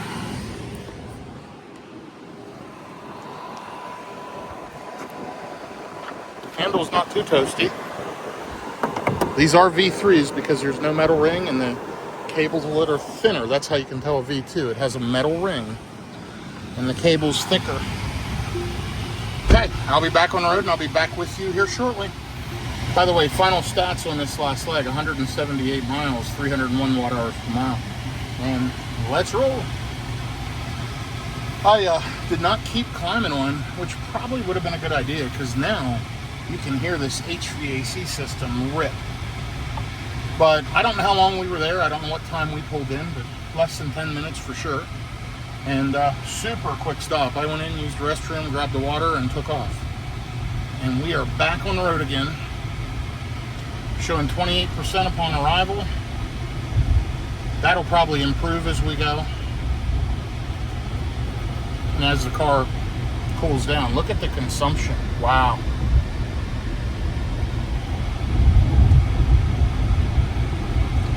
Yeah, I love these EV-based wheel covers. I think they look fantastic. Even if there's a little bit of a range hit, they're probably worth it because they're such a visual upgrade to the car. It looks like a super aggressive set of wheels. They're high quality. I think they're made very well. They've got a nice finish to them. They sent me a set of center caps. Those look fantastic. They have an embedded T logo. Actually, I already had gotten a set, so I have those as a spare set, and I like these a lot. So even if I don't run with them all the time, I'm going to put them on from time to time and use them. So let's go ahead and get FSD turned on. Get the speed set where we want it. Put it in hurry mode. And let's go. Okay. FSD's riding along. We're probably going to get passed like we're sitting still by other cars that just got on the highway. But 30 miles, we're going to exit off to the Padre Island. This is North Padre Island, even though we're staying on South Padre Island Drive. North Padre Island by Corpus Christi, not South Padre Island all the way down by the Mexican border. This is a different part of the Gulf. But as we continue along here and get into Corpus, you will see palm trees. We are headed to the ocean. So when I say ocean, the Gulf of Mexico, and it is right here. Take a look. That's where we're staying, and that's where the Gulf is. Pretty incredible. Unfortunately, I won't have time to go to the Gulf. I've just got meetings, and I've got to get out of here. But it's pretty cool that I'm headed in that direction. So anyway, should be to the hotel here in about 32 minutes. Arriving at 6:46 p.m. ahead of original schedule. Actually, original schedule might have been around 6:30, and then I stopped for that half-hour lunch. But we've made up most of that time, and we're just riding along. Consumption's improving as we ride. You'll see that down to 560 watt-hours per mile and continuing to drop. Range is showing a 28% estimate upon arrival. Again, there's a supercharger right near there that I can go and top up tonight if I need to. But if I can get plugged in at the hotel, I'll be good to go. So let's see what happens. The plan is I'm going to get there, take my stuff in the room, freshen up. I want to replace the wheel covers quickly, get that done, show you that, and then I'll call it a night. Head to my meetings in the morning, and then join back with you in the AM, showing when I'm leaving the hotel my state of charge. Then I'm going to use some juice, run into some meetings, and then I'm going to be back on the road headed north towards the Dallas-Fort Worth area. So this should be an adventure. Here is a nice looking Ram Power Wagon. Great truck in my opinion. I've had quite a few Ram pickups, and I've got one now in Virginia that I use on a regular basis and love it.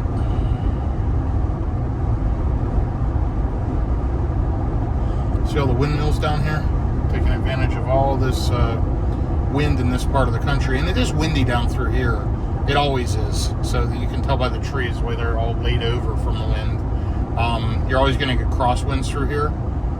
It'll be the same tomorrow, I'm sure. Anyway, it's been a good drive today, hasn't it? So we've got, 35 more miles. We've driven 387, so that'll put us at, 420 some miles today. Another 420 tomorrow, plus my running around. We'll have about 1,000 miles overall on this round trip. So let's see what happens. I'll be back with you here shortly. All right, well, we are making good time. 6:45 p.m. ETA, 27% estimated upon arrival. In 9 miles, we jump off exit 4A for, 358? And then that takes us into Corpus, and then we'll exit off to the right onto South Padre Island Drive. Yeah, so like I said, I get there. We're going to do a final stat update for the day, but right now, 405 miles, 305.5 watt-hours per mile. We're going to take a close look at that. Then we're going to swap the wheel covers out, get a look at what that looks like from a visual standpoint, and then head off to a meeting here, a late dinner meeting, and get ready for some meetings in the morning, give you an update in the morning, reset our trip gauge, and start out with a DFW Aero Wheel return trip. So I think we'll get a very good feel both ways. Now, I will have a few more miles, but it's the same type of driving on the return trip because I have to run a couple errands in the morning, but some of it's highway, some of it's local. It's a mix, just like this whole drive has been. So this is about as similar as you can get from a variant standpoint. And if the Tesla Aero covers are way more efficient, it's going to absolutely show in this return trip tomorrow. And we're going to be below 300 watt-hours per mile. And that's really the key. If I can run at similar speeds and we're below 300 watt-hours per mile, we know that those Tesla wheel covers are more effective. And we'll see. I believe they are. And again, we're running at pretty fast highway speeds, so we'll know. Up here's some oil refineries along the Gulf Coast. At night, it looks like a city. All the lights on all the towers. And then the burn off of natural gas. It's, really, really wild looking at night up through here.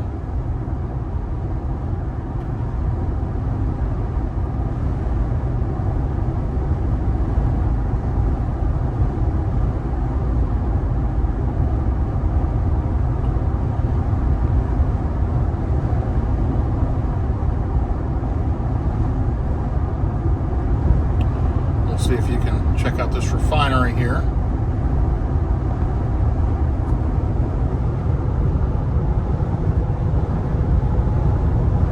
See that out there in the distance?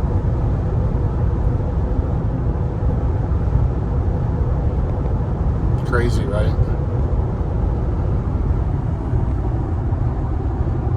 And it really is different looking at night, for sure. Much smoother, better road here.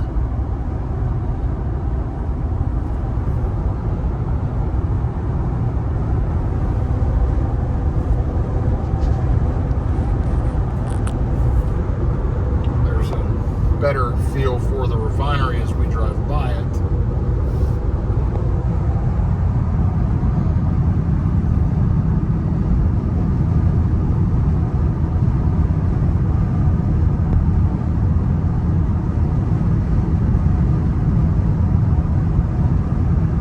Totally different than other parts of the country, that's for sure.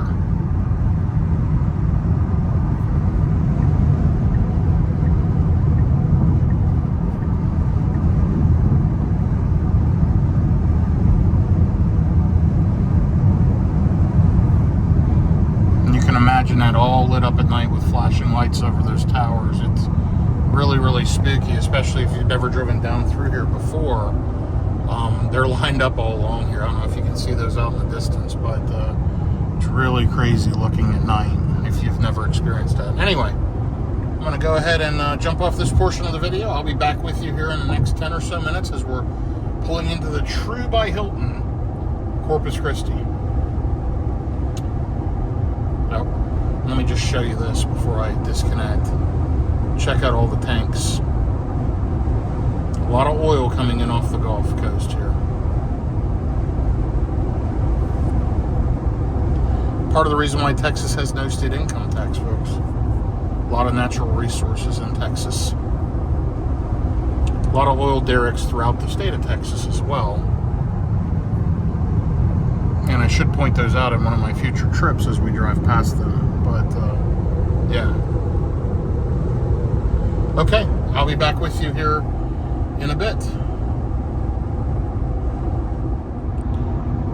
So we are riding along 29% currently on the battery, 6 miles out, showing arriving with 27%, which sounds about right. Last leg, not efficient. Battery's still hot, riding at highway speeds, 368 watt hours per mile for this last little bit, this current drive since last charge. And overall, though, for today, 306 watt hours per mile. That's the number we need to keep track of today to get a final number for these EV base. This is the Corpus EV base trip. And that's the distance and energy usage and average watt hours per mile that we need to track. So, again, I won't be driving back the exact same miles because I have to run some errands, but it'll be really close. And the key is we're going to look at the average consumption and get a feel in similar weather, similar traffic, similar driving conditions, and I'm hoping that all that will be true tomorrow. It's supposed to be. If that's the case, are the Tesla Aero wheels more efficient? And that's the purpose. But beyond that, it's road tripping in a Tesla to see how that goes. And honestly, it's gotten very, very good. There's charging infrastructure darn near everywhere and in the U.S. And I absolutely love it. I have no issues taking a Tesla anywhere in the country. And I've been coast to coast. And I'm doing another cross-country trip I mentioned earlier. I do this all the time, and Tesla's not a concern for me at all. Now, 3 years ago when I first started, the charging infrastructure, it was tight in spots. Sometimes I had to charge for 45 minutes to an hour and fill the car all the way up to make it to the next charger. And, you know, CCS charging, it was hard to get the adapters. And anyway, when I got the first CCS adapter, that took that away because in between Tesla chargers, there were CCS chargers. Now there's just chargers darn near everywhere. So it works very, very well overall.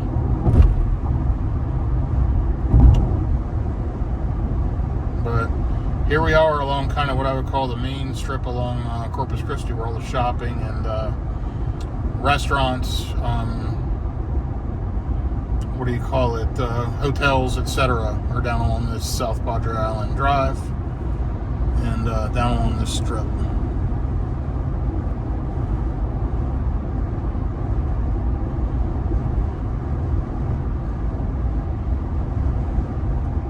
This is nicely paved. Looks like they're finishing over there on the left side, but this is much smoother than the last time I was down through. There was a ton of potholes down through here. It was very, very rough, so I'm glad to see they're repaving this.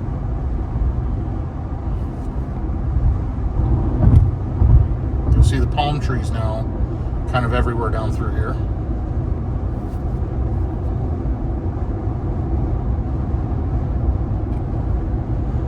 The car is going to want to get over soon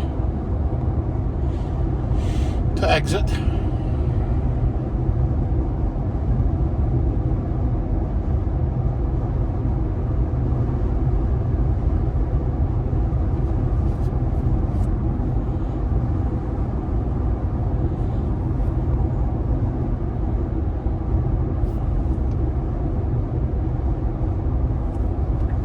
Telling it, I just signaled, I flipped the right turn signal on, telling it to get over one. And we've got a car coming up beside us, and then we'll go ahead and tell it to get over one more. I was going to wait till after this one ramp anyway. This area can get a little congested.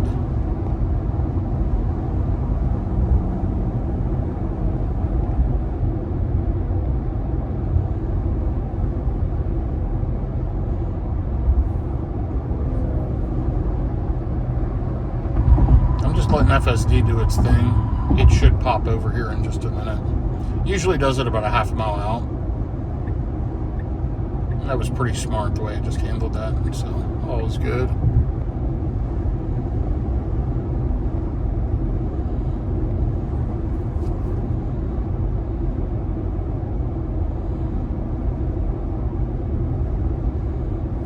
Okay, looks like we're popping off this exit. And then I see the hotel right down here on the right. I've stayed here many times.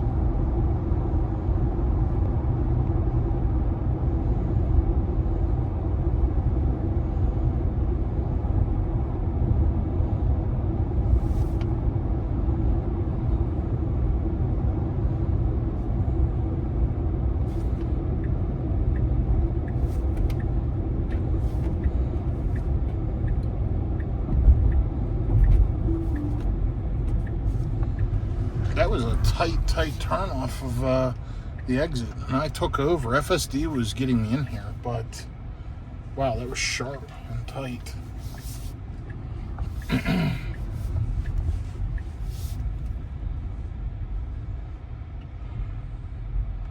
Chargers used to be right down here. We'll see if they still are.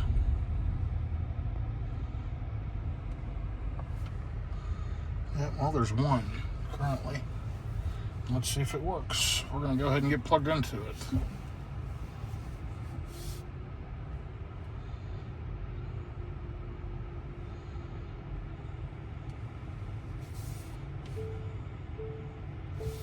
Okay, we are here. Let's go ahead and get plugged in, but let's take a final stat review. 422.6 miles, exactly 305 watt hours per mile, about 129 kilowatt hours of energy used today. This is the Corpus EV base wheel covers. So let me go ahead and unload my luggage, get the wheel covers swapped out, get plugged in, and report back. I'll be back with you shortly. So I filled this thing up with 8 bottles of water, plus it's got 3 sodas in there. No problem. Love this TL Yard cooler. I went ahead and swapped out the wheel covers as well. So we now have the Tesla wheel covers installed. Just want to make sure they're on there solidly. Looks like that side's out. Okay. We're good.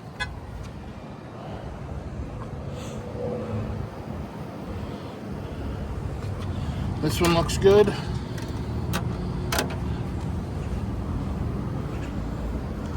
And that one looks good. So we're good to go. I'll reset the trip meter here momentarily. I'll be back with you shortly. So here's the Aero wheel covers, and honestly, they look pretty darn good. This is the Tesla charger here, and then there is a charger right over there at the neighboring Spring Hill Suites. So I'm gonna unplug. I gotta get ready to go to my meeting, and I just wanna check out the other charging. I wanna reset my trip meter here real quick in the car, and then I'm gonna go to my meeting. So first, I'm gonna lock the door. We already got up to 32%, so great job with that. Let's reset this. And remember, 305 watt hours per mile, 305. So as a matter of fact, I'm gonna just take a picture of that.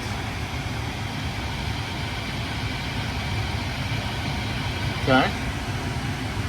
And then I'm gonna do a reset on that one. And we're gonna call that DFW. Let me fix that.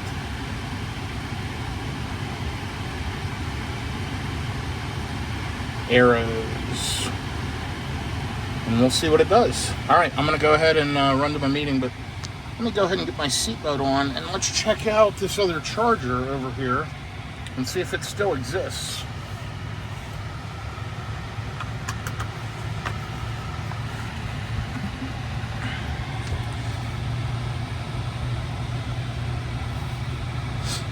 Okay.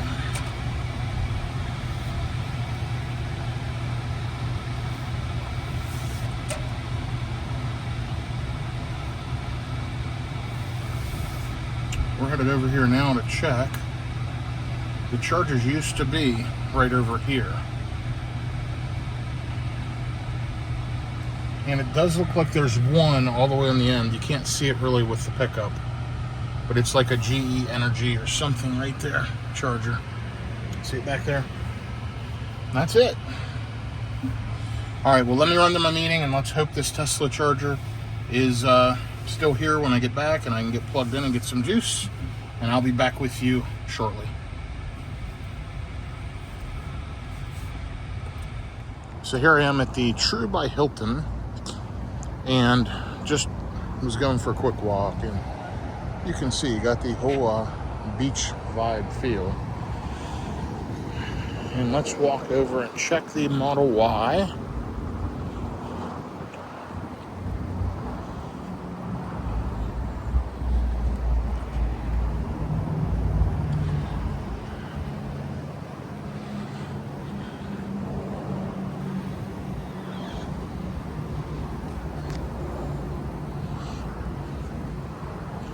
Anyway, it's been charging for a little bit. I have it dialed back slightly on the charger. It'll top up and finish me completely charging around 6 a.m., which will set me at 100% as I take off and head out. There we are. We're at 38% now, and what did it say? 9 hours and 25 minutes. So that's about perfect. Love the lighting on this thing. Look at the rear light bar. Also, for whatever it's worth, you have the Tesla door projector lights. You also have the door seal lights, all looking good. I finished charging within the last hour. It's completely filled up to 100%. I just turned accessory power back on. I'd shut that off overnight. That way the cooler in the back gets cooled down, and I've got to take care of a few phone calls and then head to some more meetings here this morning. It's about 7 a.m. Loving this Ultra Red. Anyway, I'm going to go back inside, finish up what I need to, and then jump in the car here probably in about an hour, around 8:30ish, and take off for some meetings. So I'll give you an update then, and here in about probably half an hour, 45 minutes, I'll turn on climate preconditioning. But yeah, the car is at 100% right now and just finished within the hour. So I'll be back with you here shortly. Love that light bar in the back. I'll be back soon. Okay, like I said, it would be about 8:30 until I got on the road. It's 8:26, 91 degrees out here in Corpus Christi. Last charging session was yesterday at 6:03 p.m. in Mathis, Texas, for $7.32. Pretty inexpensive. 1,604 miles, 274 watt hours per mile overall. We remember the efficiency from yesterday at 305, and we're going to see how we do on the DFW Arrows on the way back here to DFW. I have been preconditioning the cabin for the last 20-30 minutes, and it is time to take off. I'll be back with you here shortly. I've got to run to a couple quick meetings and then get on the road. Okay, so I am riding along. I just reset the DFW Arrow trip. It is 10 a.m. I've had my meetings. I drove, I don't know, 40 or 45 miles, so I did a reset on the DFW Arrows. It's about 420 miles from here to my home in the DFW area. So perfect weather conditions, 89 degrees, starting out around the same time, around 10 a.m. versus a little after 11 a.m. yesterday, and we're running the Arrows. So riding along at highway speeds, charge levels at 76%. It's wanting me to stop in Luling, Texas for a charge. I don't know that I'm going to do that. That's a little bit out of route. I'm going to check the plan here, and I'll be back with you shortly. But I am on the road again. And you'll see lifetime on the car, 275 watt hours per mile. And down there's my current drive. And since last charge, you'll see actually I've driven 58 miles, 307 watt hours per mile. And the current drive, 315 watt hours per mile. But this is reset now to give us accurate measurements on about the same distance as what I drove yesterday. So, be back shortly. So I wanted to give you an update. I reset that right as I was passing through the Corpus Christi area so that we really are getting the same distance. I'm hoping that we don't see rain today. It's not saying there will be, but it is fairly overcast, so we'll see what happens. It is 90 degrees. It's 10:18. I had to stop off and exit and get a refreshment. That only took a second, but so been driving 9.5 miles, 267 watt hours per mile. That's due to stopping, like I said, at that exit and grabbing that refreshment. That certainly improved efficiency, but now I'm picking back up to highway speeds, and that'll start climbing back up as we go. Lifetime on the car, 1,670 miles. We'll cross over 2,000 miles on this trip, which is good. Getting this thing broken in just a little bit. I just hit the left arrow to switch over a lane. Kind of tight over here with that construction stuff and all those barriers. So anyway, smooth, comfortable, uneventful. We're going to ride along. I'm going to make some business calls, and I'll be back with you here in just a little bit. So I forgot to mention, my first charging stop is going to be Davao, Texas, at around 11%, 170 miles, about 3 hours left. So I've already driven on this charge 72 miles. So if you add that to the 70, that's 242 miles, and that'll leave me 11% behind. I mean, this thing really, really gets good range. Way better than my previous Model Y. So far, we're way more efficient. I don't know that that's going to continue to be the case, but we're at 271 watt hours per mile. But you'll see overall, I'm at 299 versus 305, and that's since the charge. But again, for this purpose of this trip, we're going to be measuring from right here, the DFW Arrows. So let's follow that. 91 degrees out, 10:23 a.m. I'm riding along. I'm going to relax and enjoy the ride. I've got a bunch of work calls to make, but this Model Y is excellent. FSD is excellent. I'm really enjoying it. Okay, talk in a bit. So I just got off the exit for Mathis. This is where I charged yesterday, right over there. Of course, we don't need to charge because we're at 65% on the battery. And, sorry, I disengaged FSD because that car decided to switch right into the right lane as the car started to pull out. So, I wanted to pay attention there. Wow. Might have been my fault for nudging the throttle to tell FSD to go because the car was in the left lane. and it was waiting. So anyway, I've still got 65% on the battery, following the same exact route as yesterday. I am at 268 watt hours per mile, so way more efficient on this stretch. We'll see what happens. I'm shocked that we're that much more efficient, but again, we'll see how that plays out. We've got a long way to go yet, and a lot of highway speeds here coming up. So this stretch, as I drive up through Kennedy and all that, just like I did yesterday, will be a little slower. But then once I get up onto the toll road, of course, you saw yesterday 85 miles an hour. So the efficiency will decrease and the watt hours per mile will increase. But either way, with these arrows on, I am seeing more efficiency so far. Going to arrive in Del Val with 13% is now the estimate. And let's just see how it goes. I think that's just a gas station. I think I've charged there before. I'm not 100%. But I am happy there's a lot of new chargers along this route. So that's a positive thing for sure. Anyway, I'll be back with you here in a little bit as we continue to ride along. I just really wanted to show you that we're on the same route that we've been on and that we followed yesterday. So we should get really accurate results as long as we don't hit rain. If we hit rain, that'll decrease efficiency for sure. But let's see what happens. I'll be back with you in a little bit.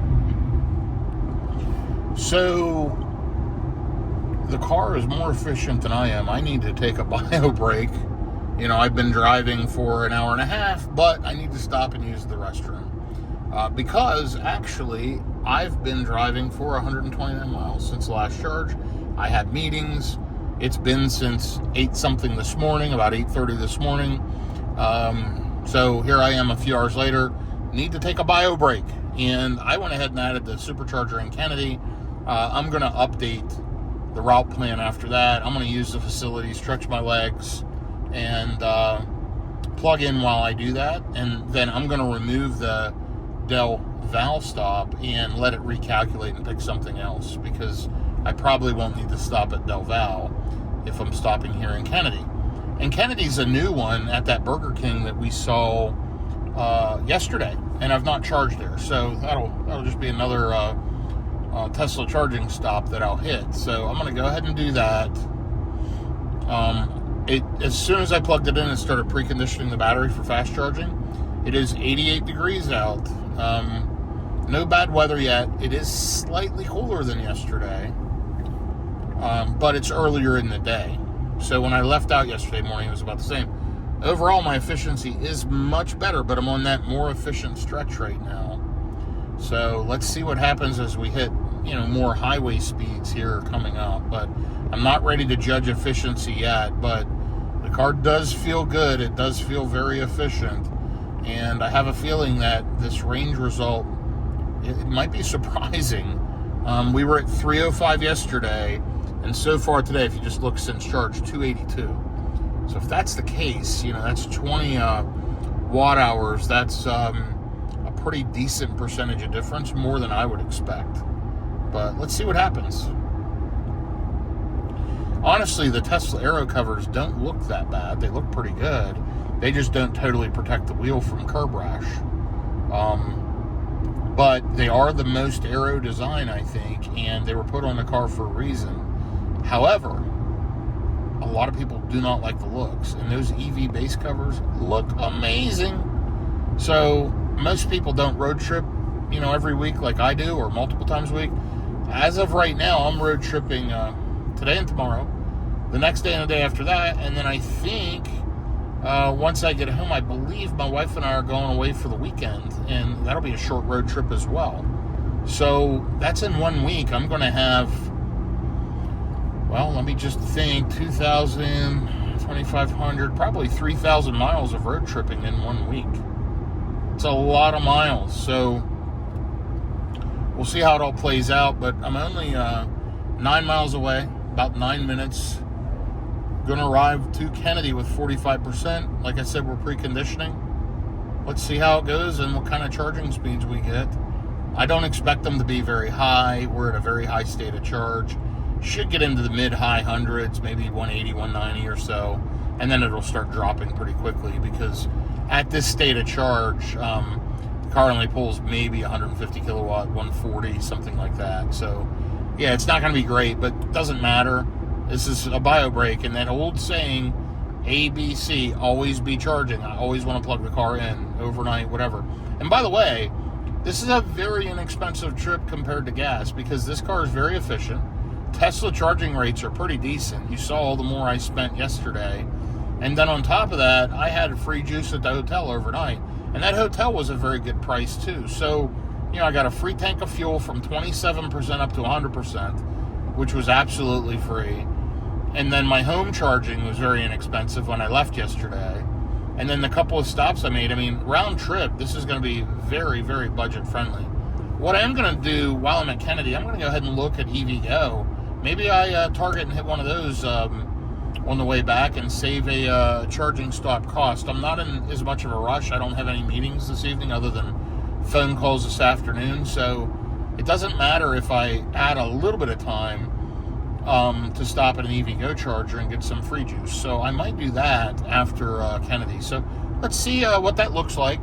Let's get to Kennedy, get plugged in, and we'll go from there. I'll be back with you here as we're pulling off into Kennedy. Okay, here I am backing into the Kennedy charger, and I'm going to get plugged in. Let's just see how this goes. I got an autopilot strikeout. It was mad at me. So since last charge, 141 miles, 280 watt hours per mile. But for this purpose, 262 watt hours per mile. Okay, let's get plugged in and check this out.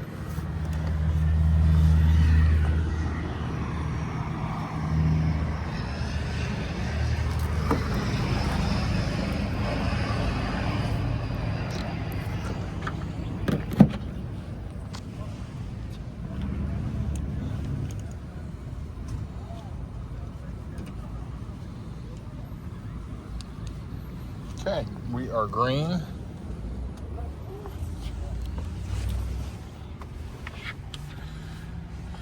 Let's check it out.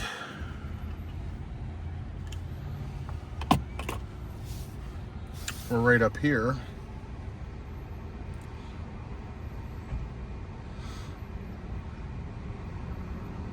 It's ramping up slowly. Let's see what it gets to. 123. 128.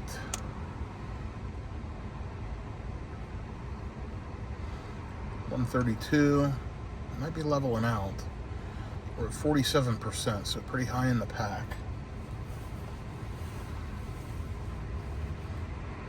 Okay, yeah, it's leveling out at 136, which is fine.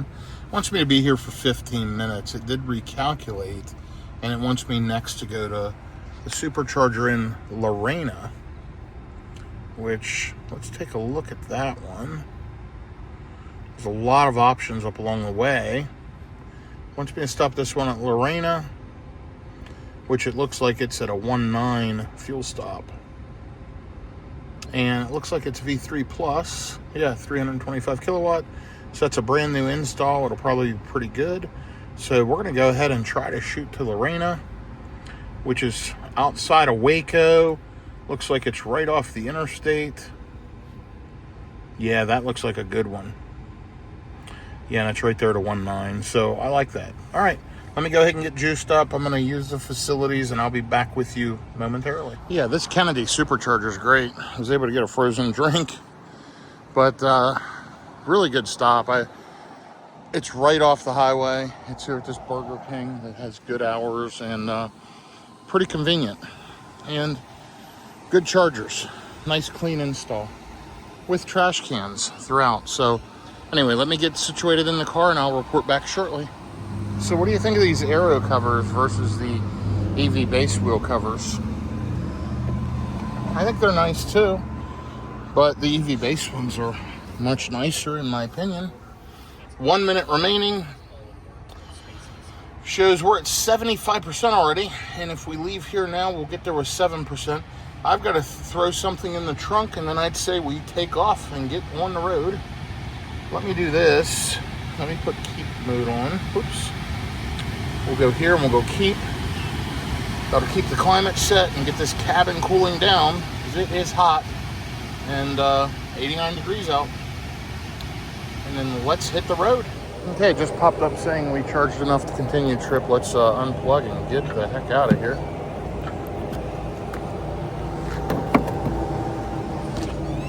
And it is humid and hot out here.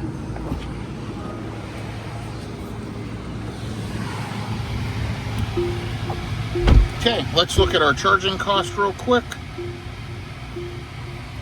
$7.87 to charge from 45% to 77%. Time to hit the road, and we'll see if we can make it to the next stop. I'll be back with you here shortly. Why don't we watch together and see if FSD can get us out of here?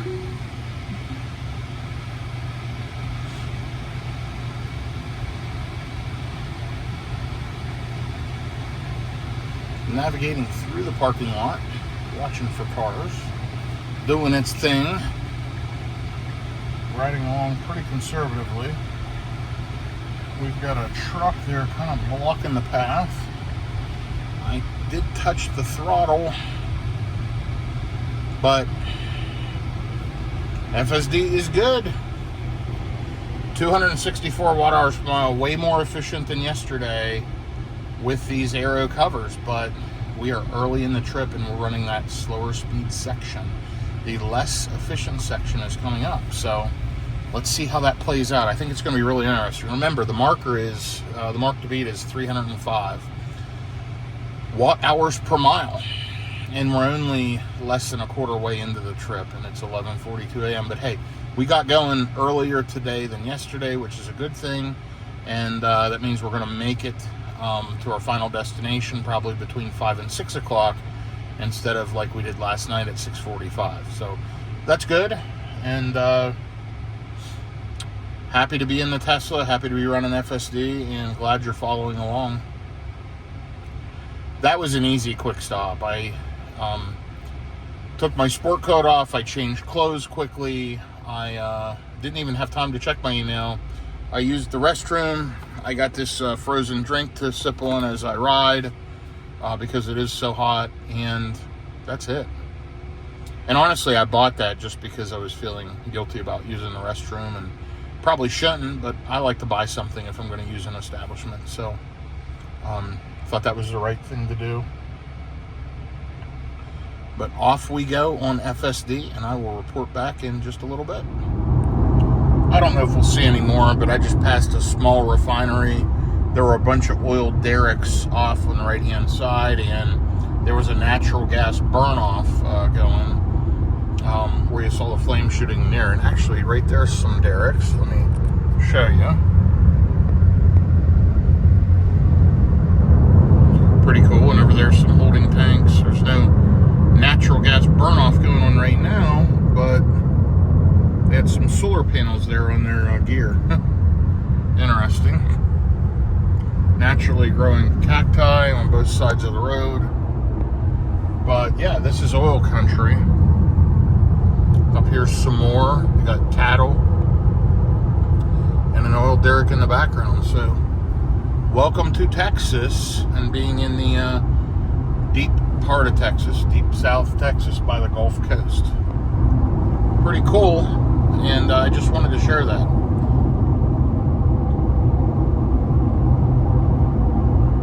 So let's take a look at stats. We're 100 miles in now, about a quarter of the way. 267 watt-hours per mile. So wow. Now this current drive, 291. My guess is at this point I'm going to finish up the day around 290, 285, 290. If that's the case, these aero covers are more efficient. So roughly, based on the 305 yesterday, if I gain, if I'm around 290, that's 3%-ish better, which is kind of what I expected, 3% or so at these high speeds, maybe 4 or 5%, but right now it's obviously incredibly efficient. But again, I've been on that slower part. Now I'm running at highway speeds. It is a 70 mile an hour speed limit. I've got a vehicle in my bumper. And I know it says 55 there. It hadn't picked up the speed limit signs, but we are in a 70 mile an hour speed limit zone. So, and I don't know if the car will show it, but yeah, there you go. Got a car right on my bumper. It's actually a truck, so they'll be going around me like a flash when they can. There's some more oil gear and equipment. Okay, so anyway, I'm going to ride along. I will keep you updated as we go, as always. But so far, a pretty good drive.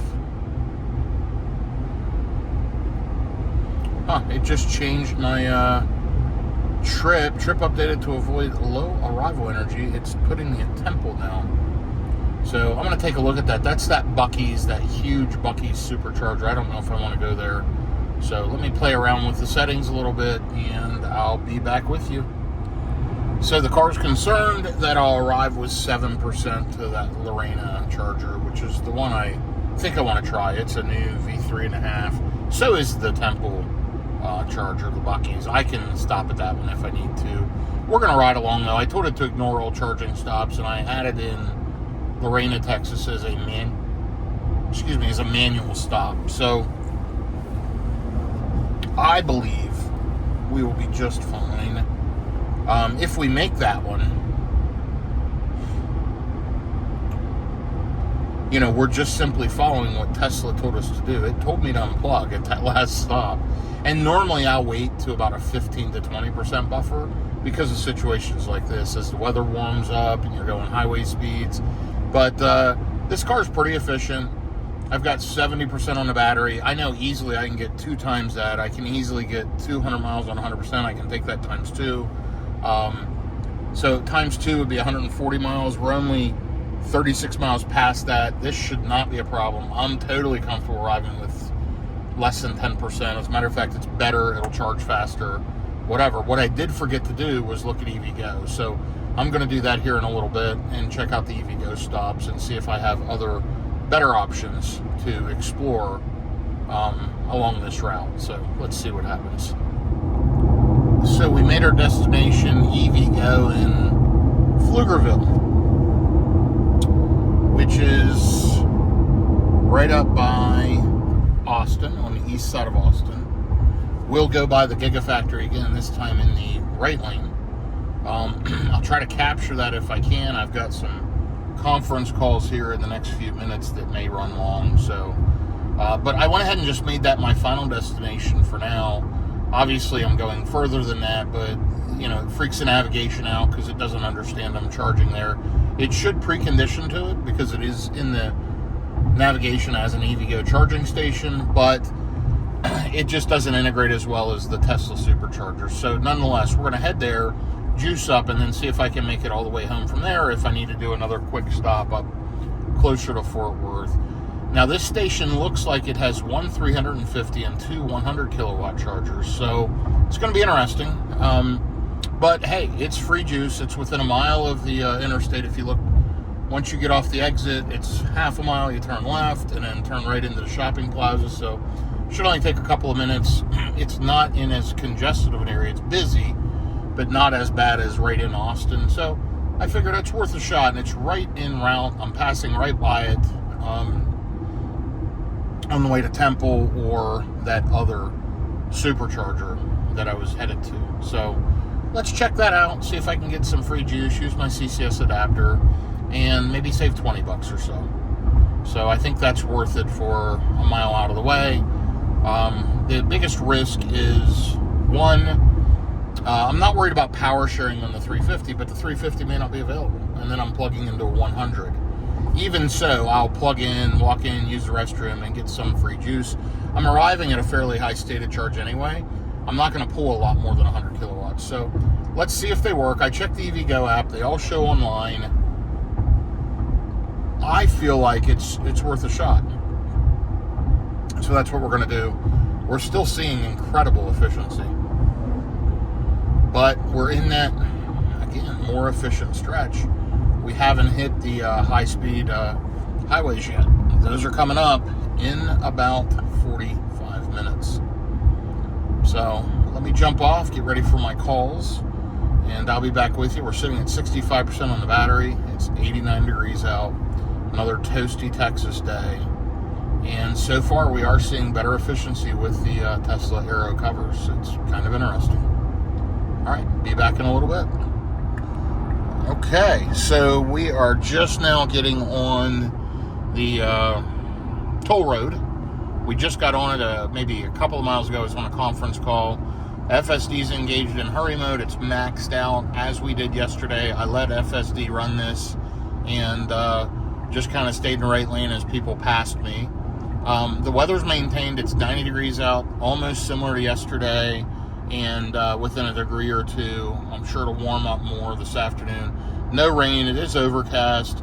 Similar crosswinds through these areas. You can see the trees are blowing around. But honestly, y'all, I'm getting really good efficiency, 256 watt-hours per mile. So kind of blown away. And I'm almost halfway back. I'm at 171 miles out of 420 miles. So, yes, I was on the more efficient stretch, but I think we're going to see a big range difference with these wheel covers. After this far into it and as smooth and quiet as this is, I would 100% run with the EV-based wheel covers. They look so much better, in my opinion. They're fantastic. Keep those, run those on a regular basis. But if you're on a cross-country road trip, you may want to have a set of these Aeros to throw on. And EV-Base offers some different covers. I'm probably going to be testing some of their more Aero designs. They may have some that look way better than the Tesla and have a great Aero design, and that might be the solution long-term. But for now, we're running the Tesla Aero covers, and we're going to see how we do the rest of this trip, and then I'll determine my long-term strategy on what I'm going to run on the car, because this thing is going to be a road tripping beast. As I mentioned, I'll be doing a 2,500 mile round trip. I may take this on tomorrow. I may run this up to Tulsa and back. I'm not sure yet. I like this car so much. I love the Cybertruck too. So I don't know. We'll see. But one of these two vehicles is going up to Tulsa and back on a 800-900 mile round trip. I'll try to catch as much video on that one as I can. But for now, we are rocking and rolling in the Model Y Juniper. Let me flip it to standard mode. And look what it does. As soon as I flipped it to standard by clicking left on the thumb wheel, it automatically moves to the right lane. The negative with it is it does tend to slow down behind cars and runs slower overall. And I'm a couple of miles an hour under the speed limit at times. The speed limit here is 85 miles an hour. And I don't know if we passed a speed limit sign, but I showed you one yesterday. And so for the next 30 some odd miles, cars are going to be running 90 to 95 up along this stretch. And here's a speed limit sign coming up, just to prove it to you if you didn't see one earlier. It's right here on the right. There you go. 85 miles an hour. Gotta love Texas. So we're riding along. We'll see how efficiency is. This current drive, 250 watt-hours per mile. It's improved the lifetime of the car. It's drawn it back down to 273 watt-hours per mile. So we'll see. So far, at this point in the trip, over a third of the way through, almost a half way through, the Aero covers are doing better. Let me click this thumb wheel to the right. Now it just went into hurry mode. And there's a bunch of dirt and mud coming off of this trailer. So we need to get around him anyway.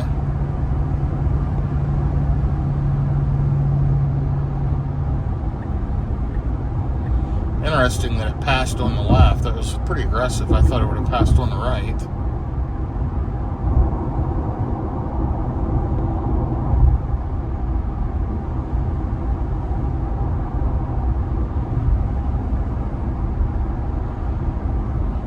So I will be to the EV Go charger in about 30 minutes, and I'll check back in with you. I've got more calls to make. I just finished multiple conference calls. I'm going to jump on and be back with you momentarily. Oh, I'm sorry I missed it for you. Right back there was the Tesla Gigafactory. And let's see. We'll pull up the rear camera. Can't even see it. We just passed it. I was on another conference call and was unable to capture any real footage for you. But listen, we've been rocking and rolling on this toll road, and we're still at 255 watt hours per mile. So I'm astonished, blown away, fascinated, whatever. We'll see how the rest of the trip goes. But which one am I passing now? I'm passing a supercharger here, Austin. And that may be the closest supercharger to the Gigafactory, other than the ones they have on site there off of Tesla Road. But anyhow, I'll be to the charger here in about 15 minutes, and we'll get plugged in and get juiced up at EVgo. Last I checked, there was a car plugged into the 350, but that's been a little bit ago.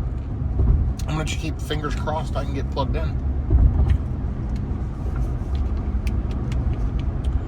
Time will tell, but I'm not that far away. So, jumping off Kelly Lane, and then 0.9 of a mile to the charger. 16 minutes, 16 miles. I'll be there momentarily.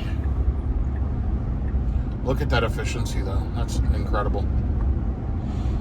And honestly, even this latest drive where I'm running the higher speeds is better than the overall drive. I'm kind of shocking here. So, all right, I'll be back with you in a bit. So it just popped up a little over 5 miles out, about 6 miles out, preconditioning the battery for fast charging, which is great. I'm so glad that implementation is there for battery preconditioning. Incredible efficiency, 257 watt hours per mile for 200 miles. So I'm about halfway. And believe it or not, we're seeing almost 20% better efficiency. I'm shocked. Again, that's gotta change as I continue on this path. I'm on the same roads, same speeds, same weather in general.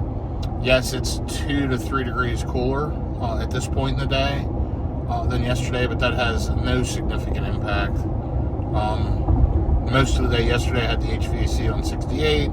Today I have it on 70, so that kind of offsets it. But yeah, this is doing really, really well. We'll see after this charging session how it continues to do, and as I get closer to Fort Worth and I'm running more of all these highway speeds, I really believe that number is going to go up and it's going to be less efficient. But if this holds true, it's significantly more efficient with these aero wheel covers. So I'm truly shocked at this point, but that's incredible efficiency on a Model Y. But let's ride along and let's see. We're going to be getting off the exit here shortly, and we'll get juiced up, and let's hope we can get plugged into that 350. I'll be back with you here in just a few minutes. Okay, so we're off the exit, getting ready, and it was Kelly Road exit, I believe is what it was called. And yeah, so turning left here on Farm to Market on FM 685. That's a Texas terminology. Maybe some other states use that. If they do, let me know. But FM is something I see commonly in Texas. And so we're going to turn left here, turn right on Town Center Drive. And then you can see, looks like these chargers are right by a Chick-fil-A. I thought they were in a Target shopping plaza, and I believe they are. I see the Target over here. But yeah, we'll see.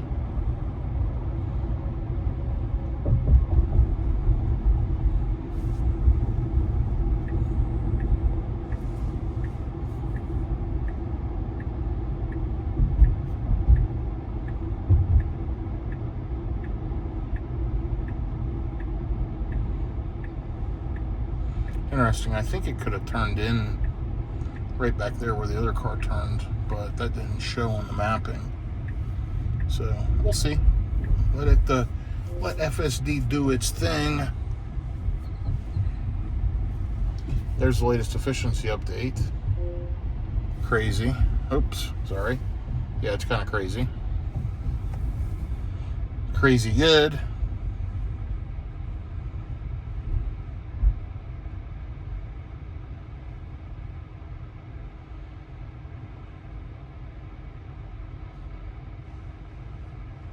It's one thing about these more urban area stops, you know, you do waste some time getting on and off the exit. It's just like this. It's not much time, but it's a minute here, a minute there. It adds up.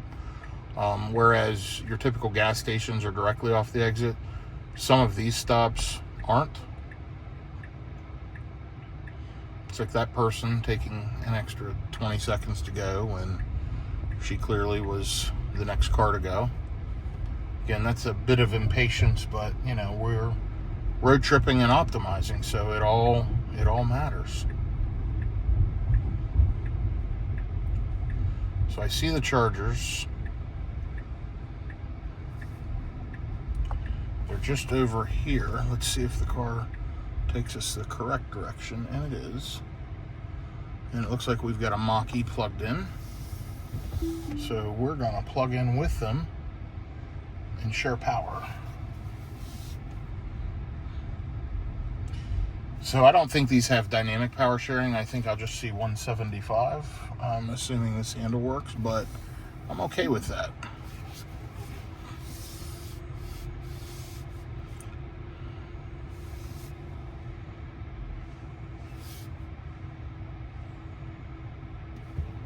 Okay, let's stop about right there.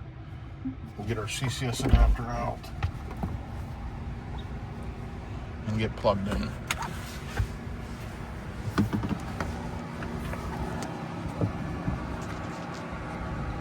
This handle does look broken, but let's see if it works. I'll be right back with you. Yeah, the plastic casing is broken off the handle, but that doesn't really matter. EVgo, you should fix that though. But yeah, right away payment was authorized, which means free charging. It's spooling up, matching voltage. We should start charging here. There, I just started clicking over. And right up there's our charging speed. We're at 36%.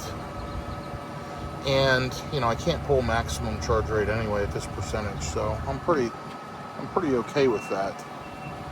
Pulling 150.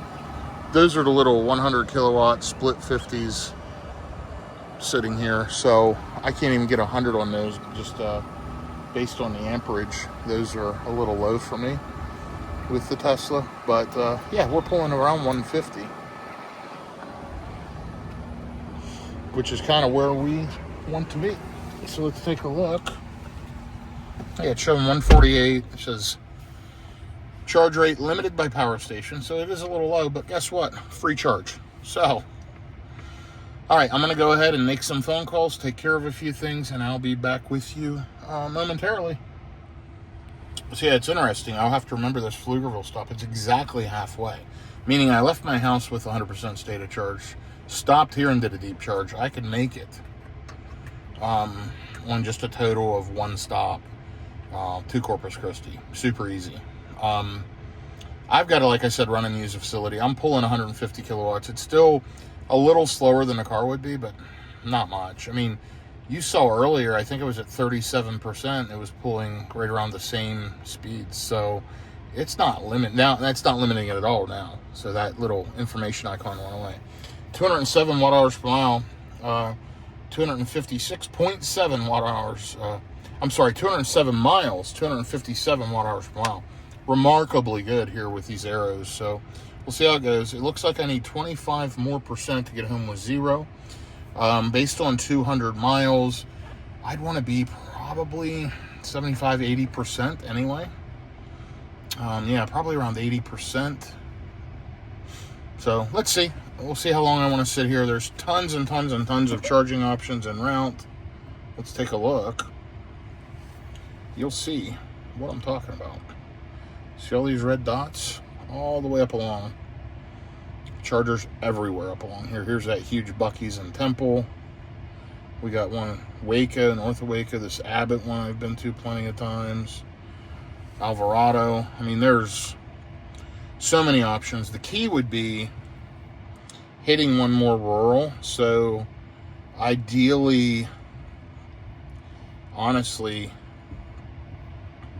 this Abbott one might be the one to hit, but they have 3 stalls out of service. Yeah, we don't want that one. 3 stalls out, there could be a wait. There's 4 cars there charging now. That means there's only one available stall. So we'll see. Let me go ahead and let it juice. This is free. Already put 9 kilowatt hours in, saving money. You figure if it's 40 cents a kilowatt hour, we've already saved, $3-4. So pretty cool. All right, be back with you. So we just walked to Target. I picked up a couple quick things in Target.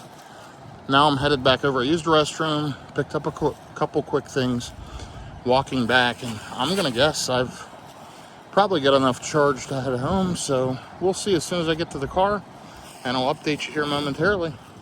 It is hot out here. It is definitely around 90, pretty humid. It's been raining, and here is the really nice looking Model Y. Don't you love that ultra red color? Spectacular. So I'm gonna go ahead and pop the trunk here. Let's throw my package in.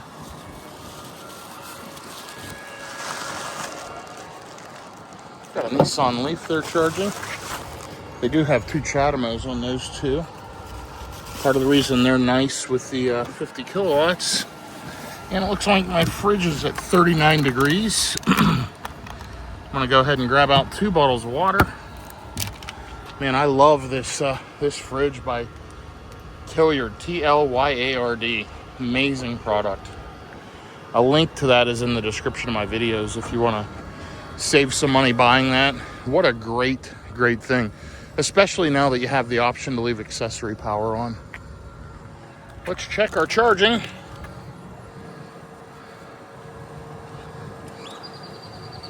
So we're at 82%, pulling 48 kilowatts. And yeah, we have put in 37 kilowatt hours of energy. Wow, incredible. Let me check the car. I'll be right back with you. Yeah, so check it out. If we take off now, we can arrive home with about 14%, which is remarkably good. I'm gonna let the car cool down for just a minute. This is free juice, so I just got back, and you'll see I've been going, I don't know, 15-20 minutes. I'm sure it showed on the charger, maybe longer. I mean, all I did was walk over to Target, use the restroom, looked around a little bit, picked up a couple things, and then came back to the vehicle. So we've got 207 miles to go. We can make it. I'm not sure if my bladder can. I just grabbed 2 ice cold bottles of water out of the Tillyard 16L cooler. I love that thing. Super glad to have it.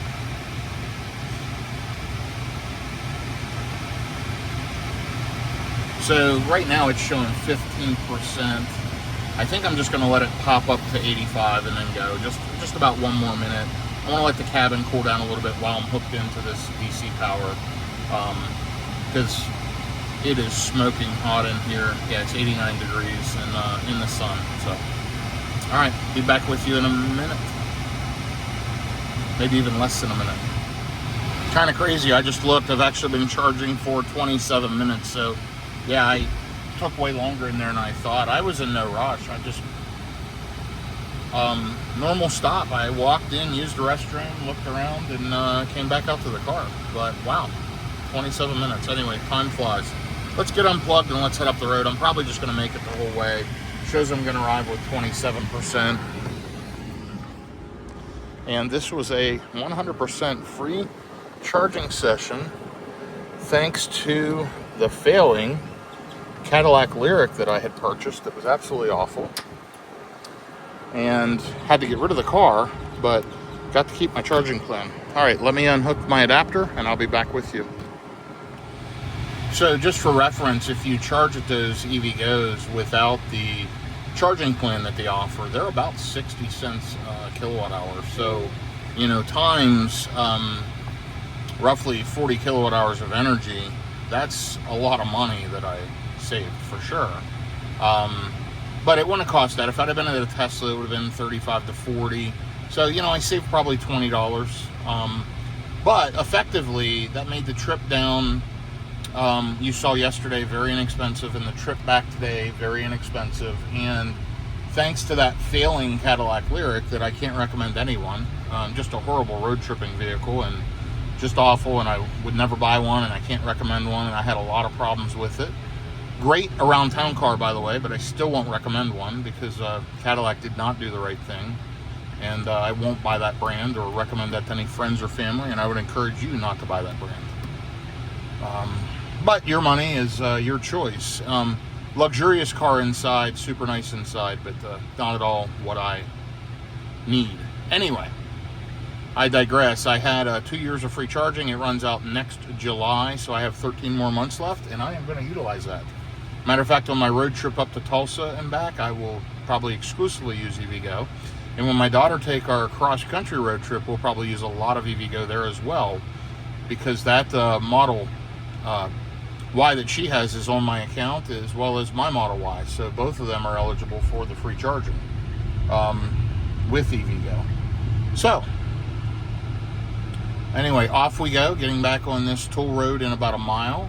FSD's doing its job getting there. The car is cooling down. Shows I'm going to arrive at home with 17%. Got 206 miles to go. I'm a little over halfway.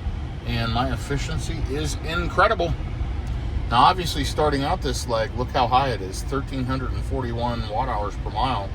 That'll drastically improve quickly as the HVAC system cools down the battery, cools down the cabin. So we're already under 1,000. Now we're already under 900, under 800. It's quickly and rapidly improving, and it will through regenerative braking and as I get on the highway. But anxious to see how this efficiency finishes out. I hope you've been enjoying this road trip. This is just real-world EV road tripping with Tesla, Rivian, and other electric vehicles. No fancy editing, no fancy captions, no fancy music. This is just me in the car talking to you. So it's a little bit different than many do. And this is just kind of me being me in the real world as I drive my EVs. So I'll be back with you here in just a bit and keep you updated with the progress. Okay, now we're running at highway speeds the rest of the way to the house. Actually, I'm stopping right by my house, less than a mile away at the Chase Bank. I have to run in and take care of something. I have that programmed in. It says Chase ATM. That's the Chase Bank right by my house. So within a half a mile, and it's actually the same total distance. Anyway, I'm getting blown up with work messages, but 349. Sorry, 1 second. 347 watt-hours per mile. It's continuing to improve, but this is going up, so I imagine this is going to climb. We're running at full highway speeds. We're on this toll road, and then we're jumping on 35 north. It's pretty much 85 miles an hour the entire way now until I get to Fort Worth, and then I may hit some traffic. I'm going to hit Fort Worth area around 4:30-ish, so that's not great, but it is what it is. We're going to try to get up through there as quickly as we can and safely. But yeah, it's been another good road tripping day. You know, I love this stuff. I enjoy this, as you can probably tell. So I'm finally getting some miles on this car, which is a good thing. The efficiency overall in the car has improved, 273 watt-hours per mile for the lifetime, which is 20 plus watt-hours per mile better than my previous Model Y. And we've got the aero covers back on, and we're going to see what we end up with. This is fun, so follow along. Shows I'm going to hit that Chase by my house at 14%. Now I'm running at highway speed, so we'll see if I can make it. I don't care if I hit my house with 1 or 2% or 0. I'm actually good with that. I've got level 2 charging there, and I'll plug this thing in as soon as I get home. And it'll be juiced back up for tomorrow if I decide to take it. I'm leaning towards taking the Cybertruck, as I'd mentioned, but boy, do I like this car. So we'll see. But merging on to 35W North here in about 2 miles, and the car is doing the work. So be back with you in a little bit. But if you're learning how the EV thing works, you'll see my efficiency just continuing to improve as we get away from the fast charger and as the HVAC system cools the battery down. See down there in the bottom left, around 330 watt hours per mile. Remember, that was over 1,000 right when I pulled out. So just those fans ripping. And of course, as I'm going uphill and downhill, that'll change. See, it got worse. Now I'm kind of coasting downhill a little bit. It should get a little better. See, it's dropping. So elevation plays a factor. All of that. But let's see how it goes. I have a feeling I'm going to end up more efficient with these aero covers overall, because I'm already over 50% into the trip, and it's way more efficient. So time will tell. I'll be back with you shortly. By the way, what a beautiful day, huh? Fantastic. I've got to jump on another call, but before I do, it's definitely going to beat the efficiency. I am shocked. Now, I knew I was running at highway speeds, and I thought I would see 3 to 5%, around town 1 or 2%. It looks like it's going to be around 10% difference with these Tesla aero covers versus the EV base wheel covers that I have. Super aggressive styling. They make other covers that are very aero efficient, so you may want to check into those. They look way better than the Tesla ones, in my opinion. But if you're not road tripping across the country, it doesn't really matter. If you're just driving back and forth to work and you're not running at 80 to 90 mile an hour on highway speeds, it also will not make that much aero difference when you're driving around town. So I think it's very negligible when you're running local. It's a few percent, but I honestly think it's going to end up around 10%. I'm under 290 watt hours per mile, rolling along at highway speeds, 91 degree heat. Same interstate I was on yesterday, pulling over 300s. So, and I just came off of a fast charger 29 minutes ago. I mean, you literally watched us yesterday. It is way more efficient with these aero covers. That's the trade-off. Styling, looks. It's why Tesla puts these covers on. Alternatively, Tesla sells lug covers and a center cap, though you can take those off. I think these wheel covers by EV Base are a better option. And then if you go on a big cross-country road trip, throw on the aero covers for a day. No big deal. I do a lot of road tripping, so I'm going to be testing some other aero design covers, I'm sure, in the future. But I love these EV-based ones, and I'm sure I'll be running around town in those a lot. They're fantastic. So if you've ordered those, or you're thinking about ordering them, you're not going to go wrong.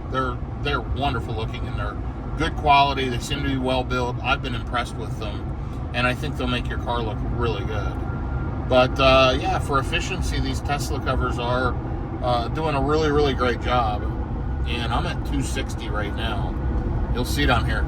If that holds true, that's 43 watt hours per mile better. And I'll do the math, but that's well over 10%. So anyway, closer to 15%. And I did have a viewer comment that they expected 10 to 15% or 12 to 15%, something like that. And I replied, I didn't think it would be anywhere near that.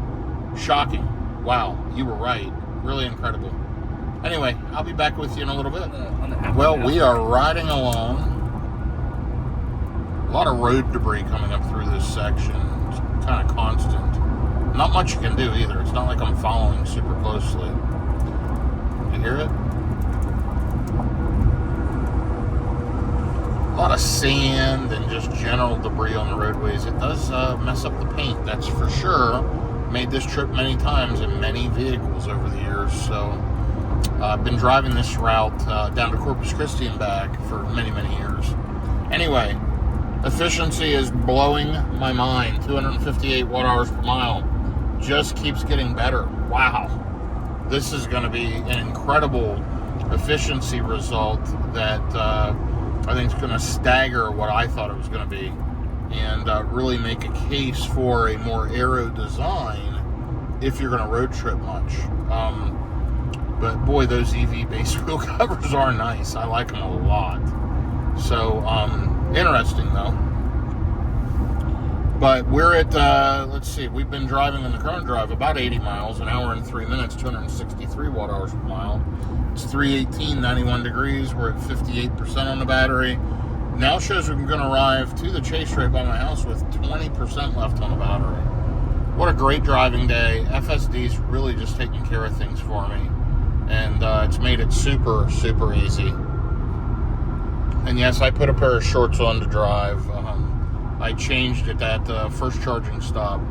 I went in, got that drink, changed clothes quickly, got rid of my sport coat, threw a pair of shorts on, and I'm just riding comfortably here as I'm road tripping 450 miles after meetings last night and this morning. So, yeah, a lot of hours in the car, and I get to do it all over again tomorrow. I'm still conflicted on which vehicle to take. This thing's just so efficient. And at this incredible efficiency, I mean, it consumes, I'm not going to say half, but it's about half as much energy as the Cybertruck. Then again, the Cybertruck's so roomy, so comfortable, and it is smoother riding. It's not quieter, though. This Model Y is quiet. Listen to that. Remarkably good. And it's windy in spaces here. And this thing just, wow, it handles it. So, anyway, I'm going to decide between tonight and the morning. Either way, I'm going to top one of the vehicles up to 100% and be ready to go. And, yeah, I'm going to enjoy the trip. So, I've got roughly 2 hours left, 125 miles, and the estimated state of charge upon arrival just keeps getting better. It's crazy. Anyway, I've got to grab this phone call, and I'll be back with you in just a little bit. So I wanted to give you an update. The efficiency is outrageously good. I'm 335 miles in on these arrows, 256 watt-hours per hour. I'm just completely blown away. It's 88 degrees out. It's humid. It's hot. Similar conditions to yesterday. Yes, it's a few degrees cooler today, but this is nuts. I mean, this is a significant percentage difference. I mean, we're 15+% difference with the arrows. So again, I don't think it's going to matter when you're running around town local, but if you're going highway speeds, cross-country trips, it's going to make a big difference. Anyway, right now, it's showing I'm going to arrive. Sorry, my phone's blowing up with work stuff and everything else. Showing I'm going to arrive with 19%, 77 miles away, about an hour and 27 minutes. I'm at 42% now. FSD's been doing all the work. I love this car. Super happy with it, and the efficiency, wow. Okay, so let's see how it goes the rest of the way, but I'll be reporting back here shortly with the final results. Now, one thing I wanted to show you here very soon, we are going to be doing an upgrade to this car. There is an acceleration boost available, according to the Tesla app, for this car. So, I don't know why it didn't show there, but I can do it. And I have referrals coming through. Once those all hit the account, I'm going to be buying that with referrals. And I thank you all for using my code when you buy a Tesla. And if you're going to buy one now, use the code that's in my description. It's actually for my daughter. She can certainly use the help. Anyway, I better jump off. You've probably seen I've gotten text message after text message. Multiple phone calls have been coming in. And but I wanted to give you that quick feedback. Crazy good efficiency. Let's take a look. Again, 256 watt-hours per mile. Wow. Okay, I'll be back with you here shortly. So right now we are seeing almost 16% efficiency difference, and I'm almost there. I've only got 50 miles to go. I've already driven 362 miles, so yeah, that's pretty significant, again, for road tripping at high speeds. It's not going to be anything like this at lower speeds, and again, it doesn't matter if you're charging at home and running around town. Appearance matters. Wheels and tires make a big difference on a car. And these aero wheels, the cap covers, don't look great. But for road tripping, it seems like it's a good combo. Certainly requires more testing with other wheel covers. But this is real world road tripping. I didn't stage anything. I didn't make anything up. I mean, it's 91 degrees now. I think it was between 92 and 94 yesterday. We're within a couple of degrees. We had clear weather, high speeds, wind, all the same factors. Wow, just significantly more efficient. And down here's some stats. You know, the current drive, 256.8 watt hours per mile. Overall, 256.7 on the arrows. Really crazy. 2,024 miles on this machine. And I'm very, very happy with my decision to purchase it. I'm very disappointed in the Cadillac Lyriq and the fact that I had to purchase this, and disappointed in Cadillac, but happy with Tesla and happy with the new Model Y. I think they did a remarkable job. This thing's been rock solid overall, and yeah, super pleased. Got about an hour left, 49 miles. Gonna hit some traffic coming up through Fort Worth, hoping that we can make that fairly uneventful up through here. We're just on the south side of Fort Worth right now, coming up through, and we'll be hitting the busy part here very shortly. So anyway, looking forward to getting through it, past it, and on the other side. There are express lanes once I get through Fort Worth or into Fort Worth that will help speed things up, and we'll certainly take those and pay the toll. We're happy to do that to get past the traffic. So anyway, been a long day. Been a good couple of days. Thanks for following along. I really appreciate it.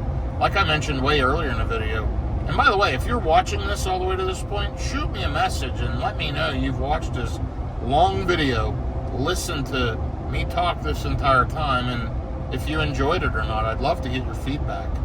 It certainly helps. Anyway, yeah, traffic is definitely picking up. It's 4:18 p.m. on a, what is today? Tuesday afternoon. My days all run together because my business is that I'm in is pretty much 7 days a week, so keeps me hopping all the time. But yep, here we go, coming up through Fort Worth. Should be able to see the city skyline very, very soon. I would imagine maybe when I come up over this overpass here.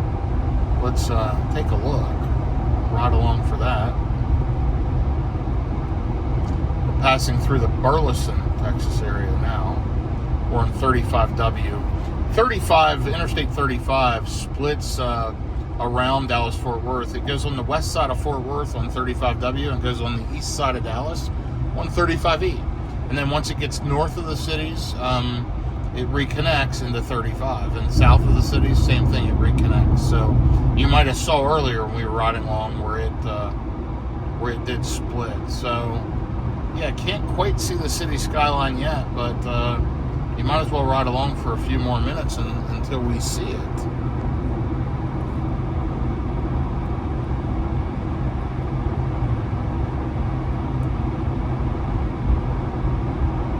We're coming up on some exits on the south side of Fort Worth now. Yeah, we're starting to hit some pretty thick traffic.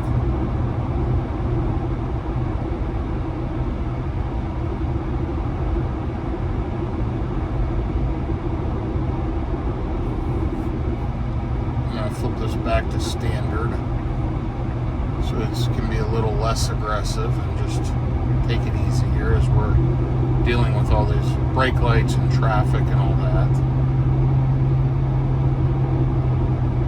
Notice when you kick it in standard, and how I did that was clicking the thumb wheel like I've showed you, it automatically switches lanes, pretty much gets out of the passing lane right away. When it's in hurry, it rides that passing lane with traffic, and if cars come up behind, it'll move over, but it's pretty aggressive in hurry. Which, by the way, on the way back today, I ran hurry almost the entire time. On the way down yesterday, I was using standard more, which should have made it more efficient yesterday.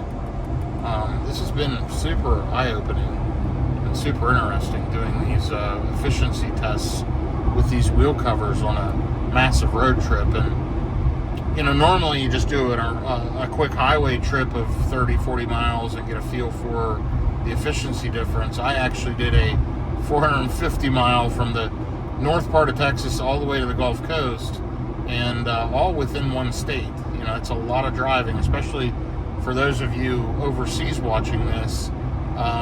That's kind of crazy, right? To be able to drive that far all within one state. And you've seen it, it's wide open.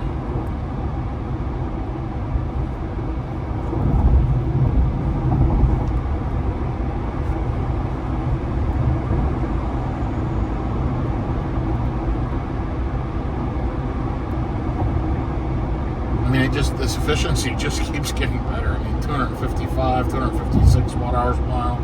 It's nuts. I think we're going to end up with about 50 watt hour per mile difference, which is going to be, 16, 17%. Pretty crazy.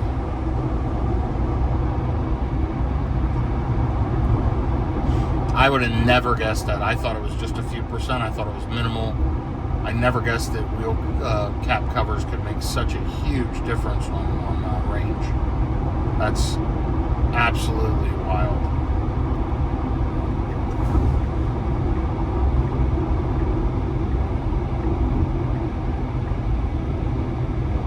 A lot of brake lights and brakes smoking on that truck in front of me. Let me kick my four ways on and let the cars behind me know we're slowing way down.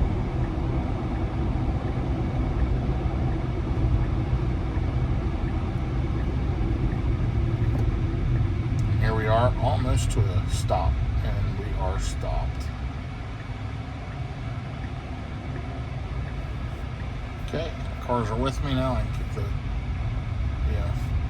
four ways off, the hazard lights.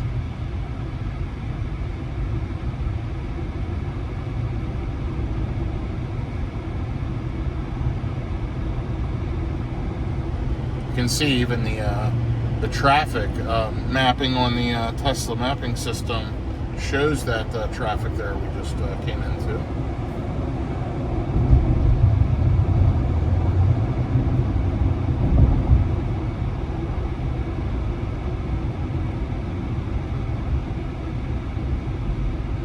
Traffic is backed up all the way ahead as far as I can see.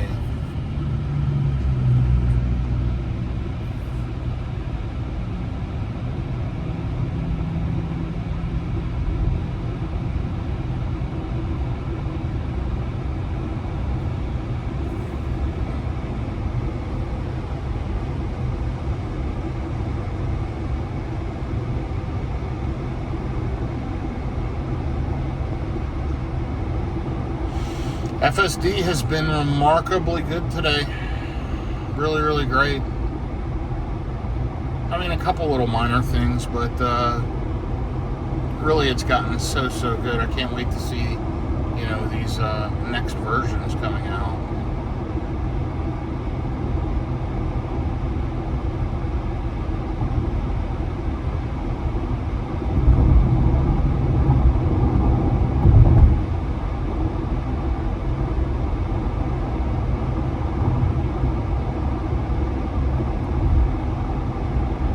So it's still saying 58 minutes for 41 miles, meaning it knows we're going to see more backup.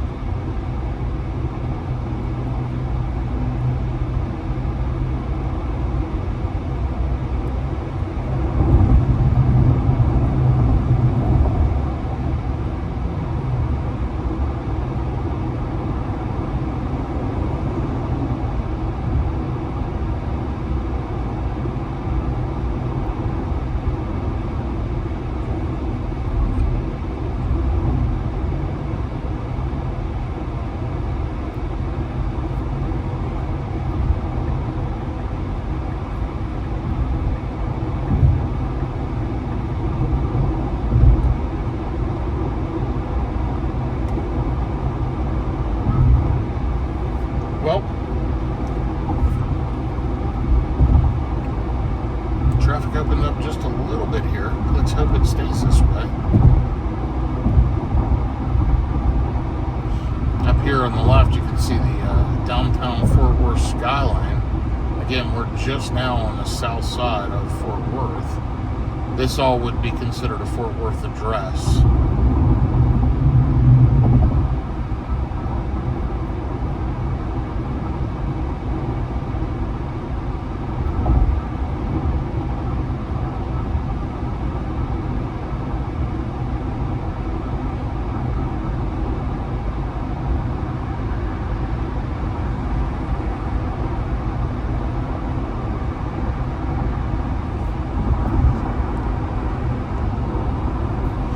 a lot of people like to watch these overpasses. That's part of the reason I wanted to capture this. I've had people comment how they just love watching this. Look at the cars crisscrossing above me.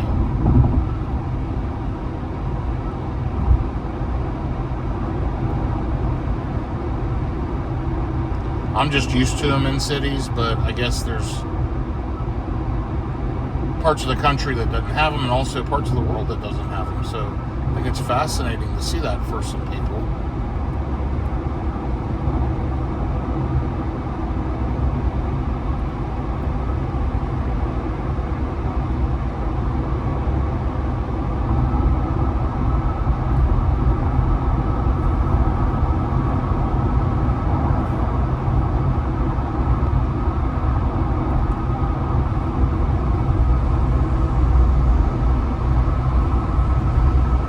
Here is that city skyline I promised, straight ahead.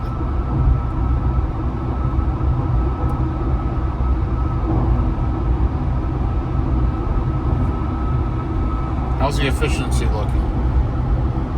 Continuing to get better? Looks like it to me.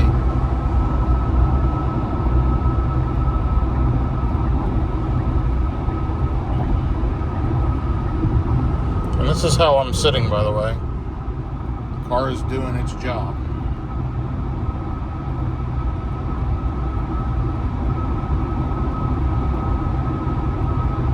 There's one of the new Kia EV6s.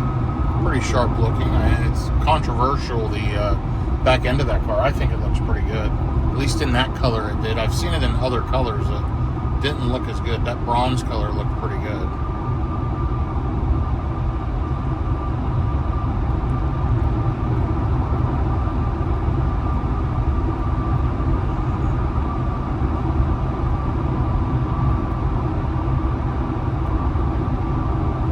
Looks like we're going to hit some traffic up here. And it is going to slow down again.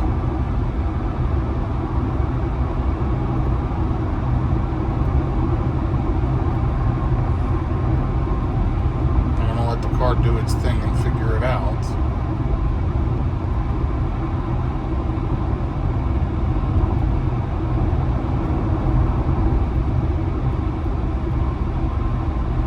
And this is normally kind of the area where I expect to get backed up.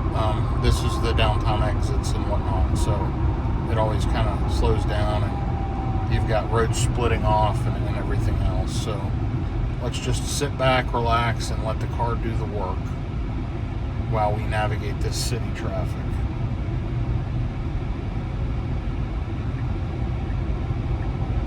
Now it's decided to switch to the left lane, which is just going to slow right back down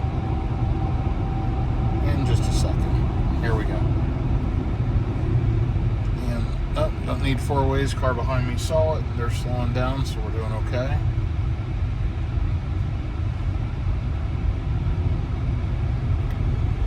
We're down to 253 watt-hours per mile. More than 50 watt-hours per mile difference. Nuts. Completely crazy.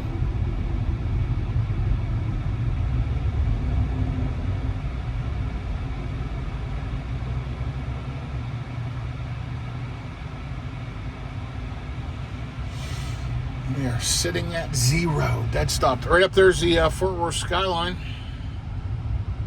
To the left.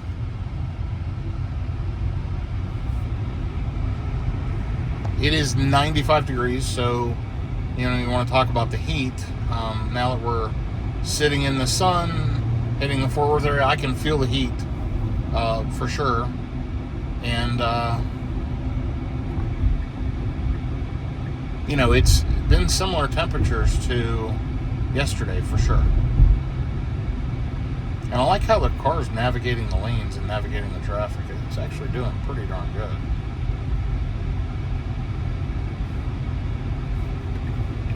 I go ahead and tell it to kick over here for a minute.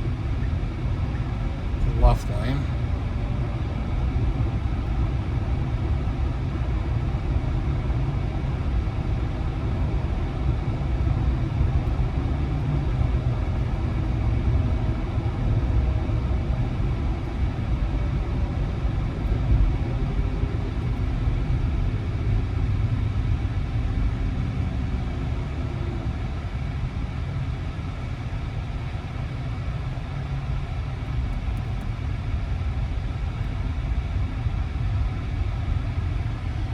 253.5 watt-hours per mile. Now, again, once we get through the city, we'll pick up highway speeds again for a while until we get to that Argyle-Justin exit, and then we're on, city streets, and it'll be 45, 50 miles an hour, which will be very efficient. So I'm envisioning a really, really positive efficiency result for today, and a real use case for the more area of the wheel cover, the better for range and efficiency. But looks matter in a car, and wheels and tires really set a car off and make a huge, huge difference in appearance. So that's certainly a big consideration when you're deciding what to put on your car. And frankly, if you only drive around town and you're not road tripping but once a year, it doesn't really matter. Go for appearance.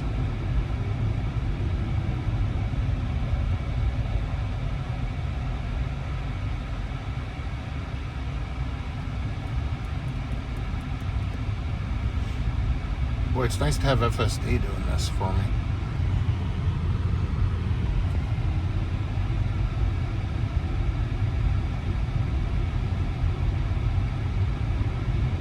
This is part of the backup here as vehicles are getting on 30 east and 30 west. That's why there's so much congestion here. And then a lot of the cars split off on the other onto the other highways and other roadways or interstates.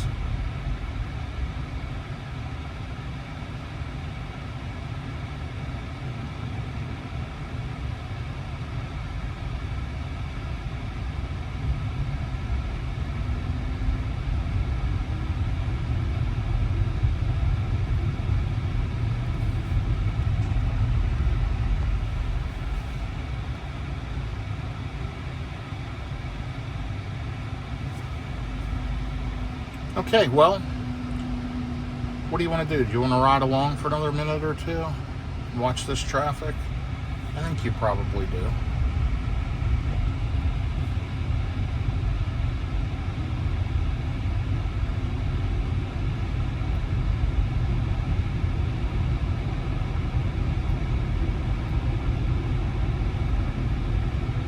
I think this is the longest stretch where my phone hasn't been blowing up with text messages and phone calls all day, but it is 4:30 Central, which means it's 5:30 on the East Coast, so after 5 p.m.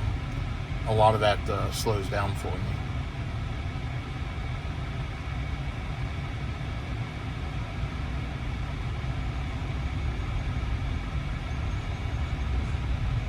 There's Carvana.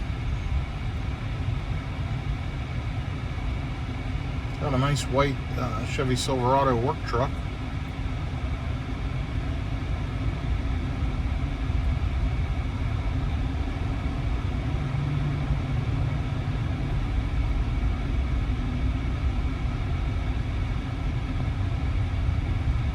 Let's see what else is on here.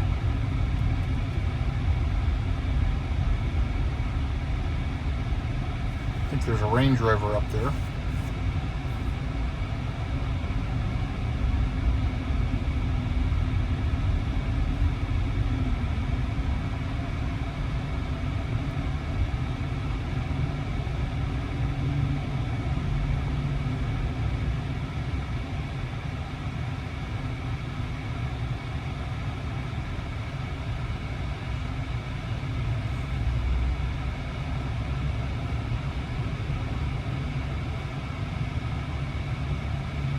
Okay, well, I'm going to go ahead and jump off and navigate through this traffic, and I'll be back with you here with some final trip stats very soon. Okay, we're well on the other side of the traffic through the express lanes. We're at Buc-ee's Fort Worth, right by Texas Motor Speedway is up here on the left. There's a Topgolf competitor. Can't remember the name of it, but they compete with Topgolf. That's what that netting is right there. And guess what? 254 watt-hours per mile. Almost 51 watt-hours difference in efficiency with the aero covers. And by the way, as I was going through Fort Worth, it was 95 degrees, and the sun was out. It's now 91. Similar temperatures, similar weather. There's the giant Buc-ee's. Texas Motor Speedway is right up here on the left as well. Largest video screen in Texas, at least it was last year. Who knows, that could have changed. But they made it slightly bigger than the Cowboys Stadium screen. And it is right over there with the black back to us. Massive screen over there by the stadium. But anyway, we're getting off the exit here in 5 miles. We're at 20% on the battery. Going to arrive with about 16%, only 12 miles to go. It's been a good road tripping day. I will get an exact stat update, an exact percentage difference here very, very shortly.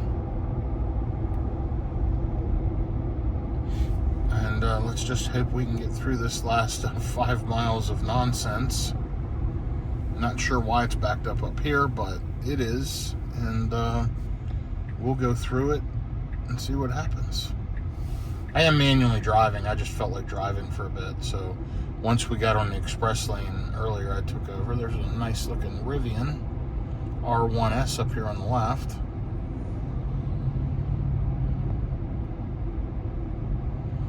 Sharp looking vehicles for sure. I really like our R1T. I think it's fantastic.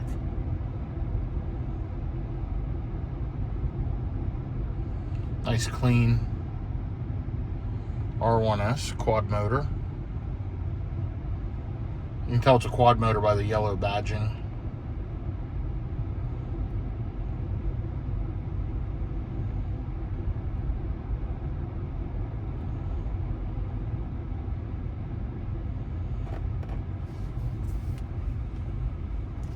Well, you know what? All in all, we're not there yet, but we made it through Fort Worth traffic pretty well, hitting there, 420, 430. Wow. And now we're hitting this exit up here around 5 p.m. This is all people trying to get home after work, so I could have timed it better today for sure. But it was what it was.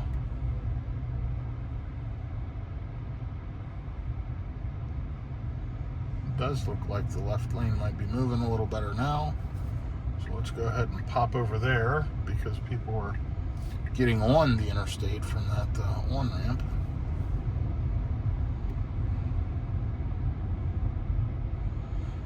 So what do you think of this overall test? And you may have just skipped ahead since it's such a long video, but 253.4 watt-hours per mile and 400 miles coming back versus 305 yesterday. Remarkable. Numbers I would have never expected. And it was 305.00. It was right at 305 on the button.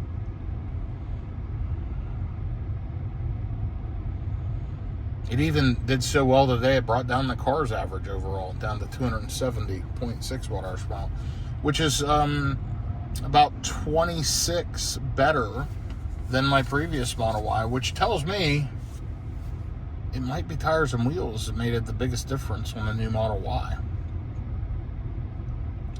It is definitely more efficient than my old Model Y overall, and I think the tires and wheels made some of the difference for sure. Certainly, there is some improved aero as well, but I bet tire and wheels had a big part of the play.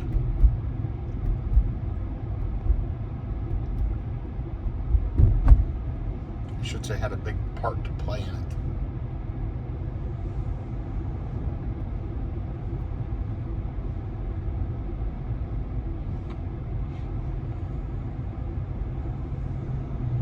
Oklahoma City, 184 miles.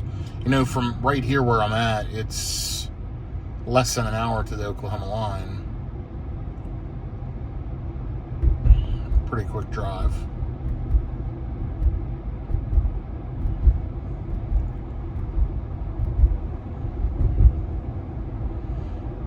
looks like the interstate's opening up now.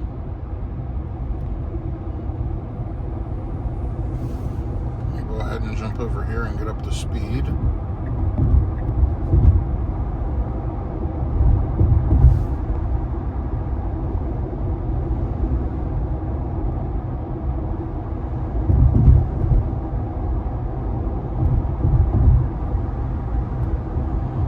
There's the Flower Mound Louisville exit.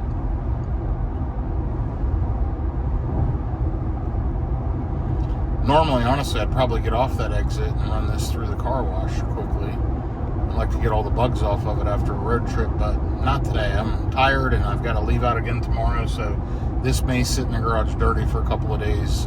If I take it on the road trip tomorrow, then it may get cleaned off naturally, because it looks like it may rain tomorrow a good bit, and that'll clean the car up, so we'll see.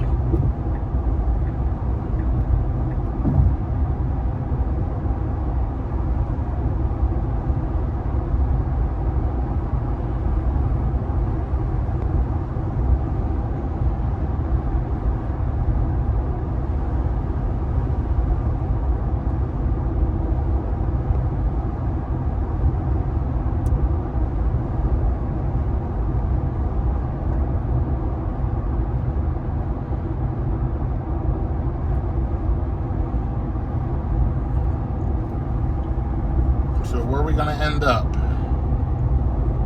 What do we think?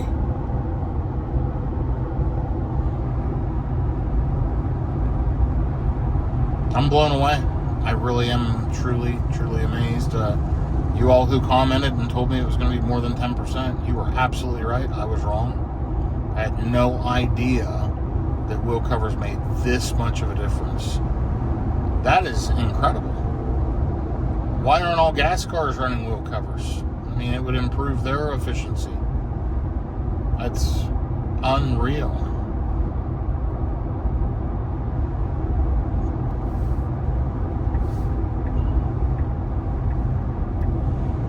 Okay, let's jump over. Get ready to exit here.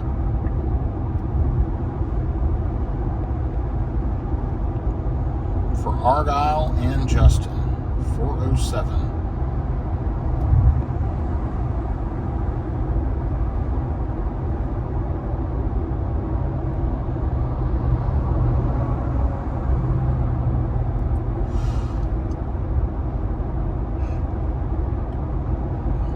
Sorry for yawning in the background. I'm tired. It's been a long couple of days and it's only Tuesday.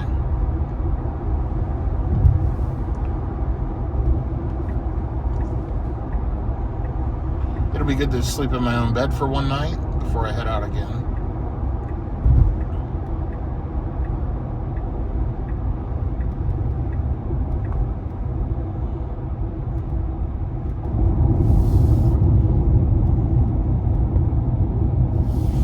I was just thinking, I'm going on about a 2-week long road trip actually in the Model Y with my daughter, and I mentioned she was going to go with me, but my plans just changed today.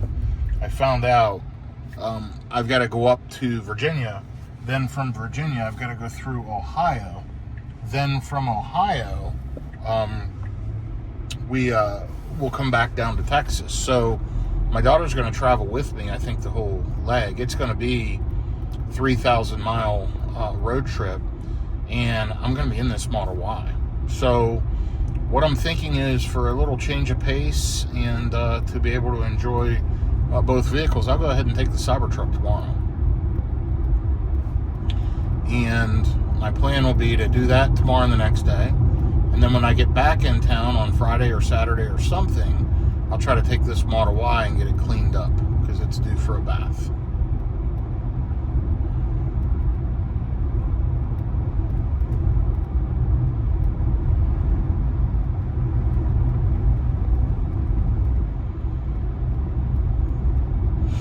All right, well, I'm going to go ahead and drive manually here for just a little bit. It'll, I don't know, it's kind of a little bit therapeutic after riding on FSD all day.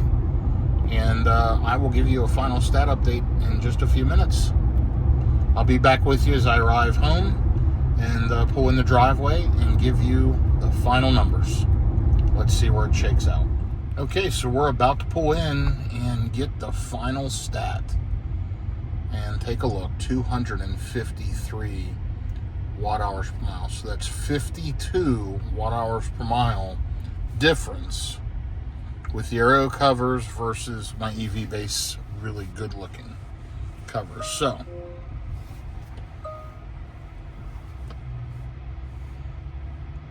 let's go ahead up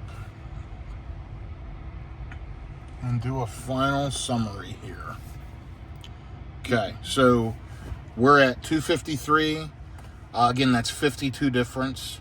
That is 17% difference with the aero covers versus the other covers. Absolutely incredible, remarkable, and impressive. So my final thoughts are, if you're going to make a long distance road trip, use the aero covers.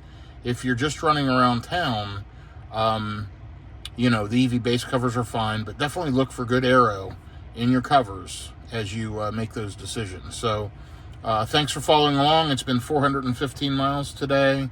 And like we talked before, like, subscribe, and shoot me a comment, positive, negative, or otherwise. Thank you very much.